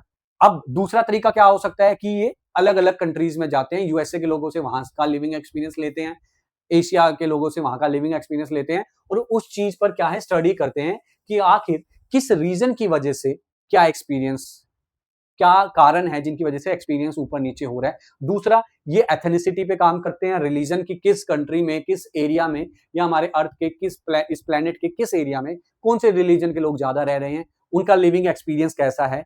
कि भैया हिंदू हैं, हिंदू का लिविंग एक्सपीरियंस मान लो इंडिया में कैसा है, यूएसए में कैसा है, पेरिस में कैसा है, ब्राजील में कैसा है, तंजानिया में कैसा है। अलग अलग रिलीजन के लोगों का अलग अलग जगह पर क्या क्या एक्सपीरियंस है, लिविंग एक्सपीरियंस, यानी कि कुल मिलाकर बहुत ब्रॉड लेवल पे स्टडी करते हैं, और वो स्टडी मेजरली जो रिलेट होती है वो होती है लिविंग एक्सपीरियंस से, कि वहां के लोगों का एक्सपीरियंस कैसा है लिविंग, ठीक है, क्या वो महसूस कर रहे हैं। Okay, so this is your first chapter जो आपका human geography nature and scope है, यानी कि कुल मिला के ये चैप्टर आपको ये बता चुका है कि आने वाले 16 चैप्टर्स में आप क्या पढ़ोगे, और वो एक ही चीज है भैया, relationship, interaction, interaction with nature, और वो इंटरेक्शन हमारी लाइफ पर क्या इम्पैक्ट डालता है, किस तरीके से नेचर के रिसोर्सेज के अकॉर्डिंग हमने अलग अलग जगह सेटलमेंट करी, अलग अलग हमारी इकोनॉमिक एक्टिविटीज हुई, हर चीज पर कैसे हमारा इम्पैक्ट पड़ा है, वो हम इन आने वाले 16 चैप्टर्स में पढ़ेंगे, और बहुत डिटेल में बहुत अच्छे से पढ़ेंगे, शांति से समझेंगे चीजों को। याद करवाना होगा तो मैं नोट्स दे दूंगा तुम्हें कि भैया रट के पास हो जाओ, रट के नंबर ले आओ, बट वो मैं नहीं चाहता हूं, मैं चाहता हूं कि आप चीजों को पढ़ें और खुद नोट्स बनाएं। आज ये लेक्चर जिन्होंने देखा है, दोबारा ये लेक्चर देखना, 2x में देखना, कैसे भी देखना, बट इसके नोट्स अब आपने खुद बनाने, एक फ्लो चार्ट बना लेना है। फ्लो चार्ट कुछ इस तरीके का होना चाहिए कि मान लो फ्लो चार्ट ऐसा होना चाहिए कि चैप्टर नंबर 1 स्टार्ट हुआ, चैप्टर नंबर 1 में हमने क्या पढ़ा, सबसे पहले हम पढ़ रहे हैं इंटरेक्शन के बारे में, इंटरेक्शन किस किस का हुआ, हमारा इंटरेक्शन हुआ हमारा नेचर का, और किसका हुआ, ह्यूमन बींग्स का। ओके, इंटरेक्शन किसकी मदद से होता है, with the help of technology होता है, with the help of technology,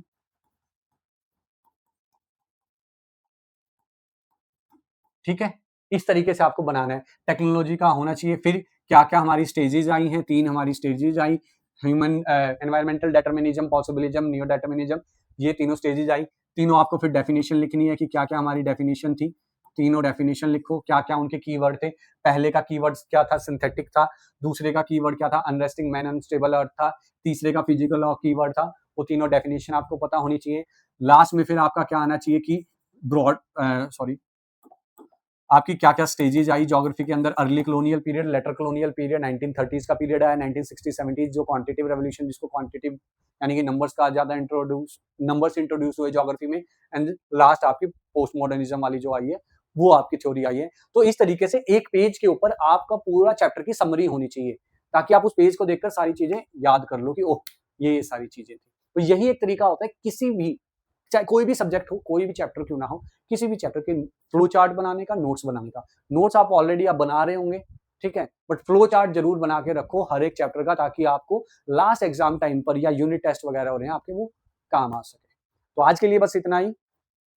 lecture अच्छा लगा होगा, मैं इस बात की गारंटी देता हूँ कि बहुत अच्छा लगा होगा आपको। तो कमेंट सेक्शन में जरूर बताना यार लेक्चर कैसा लगा, कोई कमी लगी हो वो भी बता देना, ताकि हम अपने आप को इम्प्रूव करें और हमारी इंप्रूवमेंट से आपको बाद में फायदा मिले। तो हम यही चाहते हैं, और ह्यूमैनिटीज मास्टर्स के प्लेटफॉर्म को ढेर सारा यार प्यार दो, है ना, आपके प्यार की और आपके सपोर्ट की बहुत ज़्यादा ज़रूरत है। ज़्यादा से ज़्यादा शेयर करो, कमेंट करो, और एट लास्ट जाते जाते जैसे मैं हमेशा बोलता हूँ, अच्छा खाओ, अच्छा पियो, खूब मेहनत से पढ़ाई करो, और हमेशा अपने पेरेंट्स की रिस्पेक्ट करो, क्योंकि एट लास्ट हमारा मेन मोटिव यही है कि उनको कैसे प्राउड फील करवाएं। Thank you, bye bye.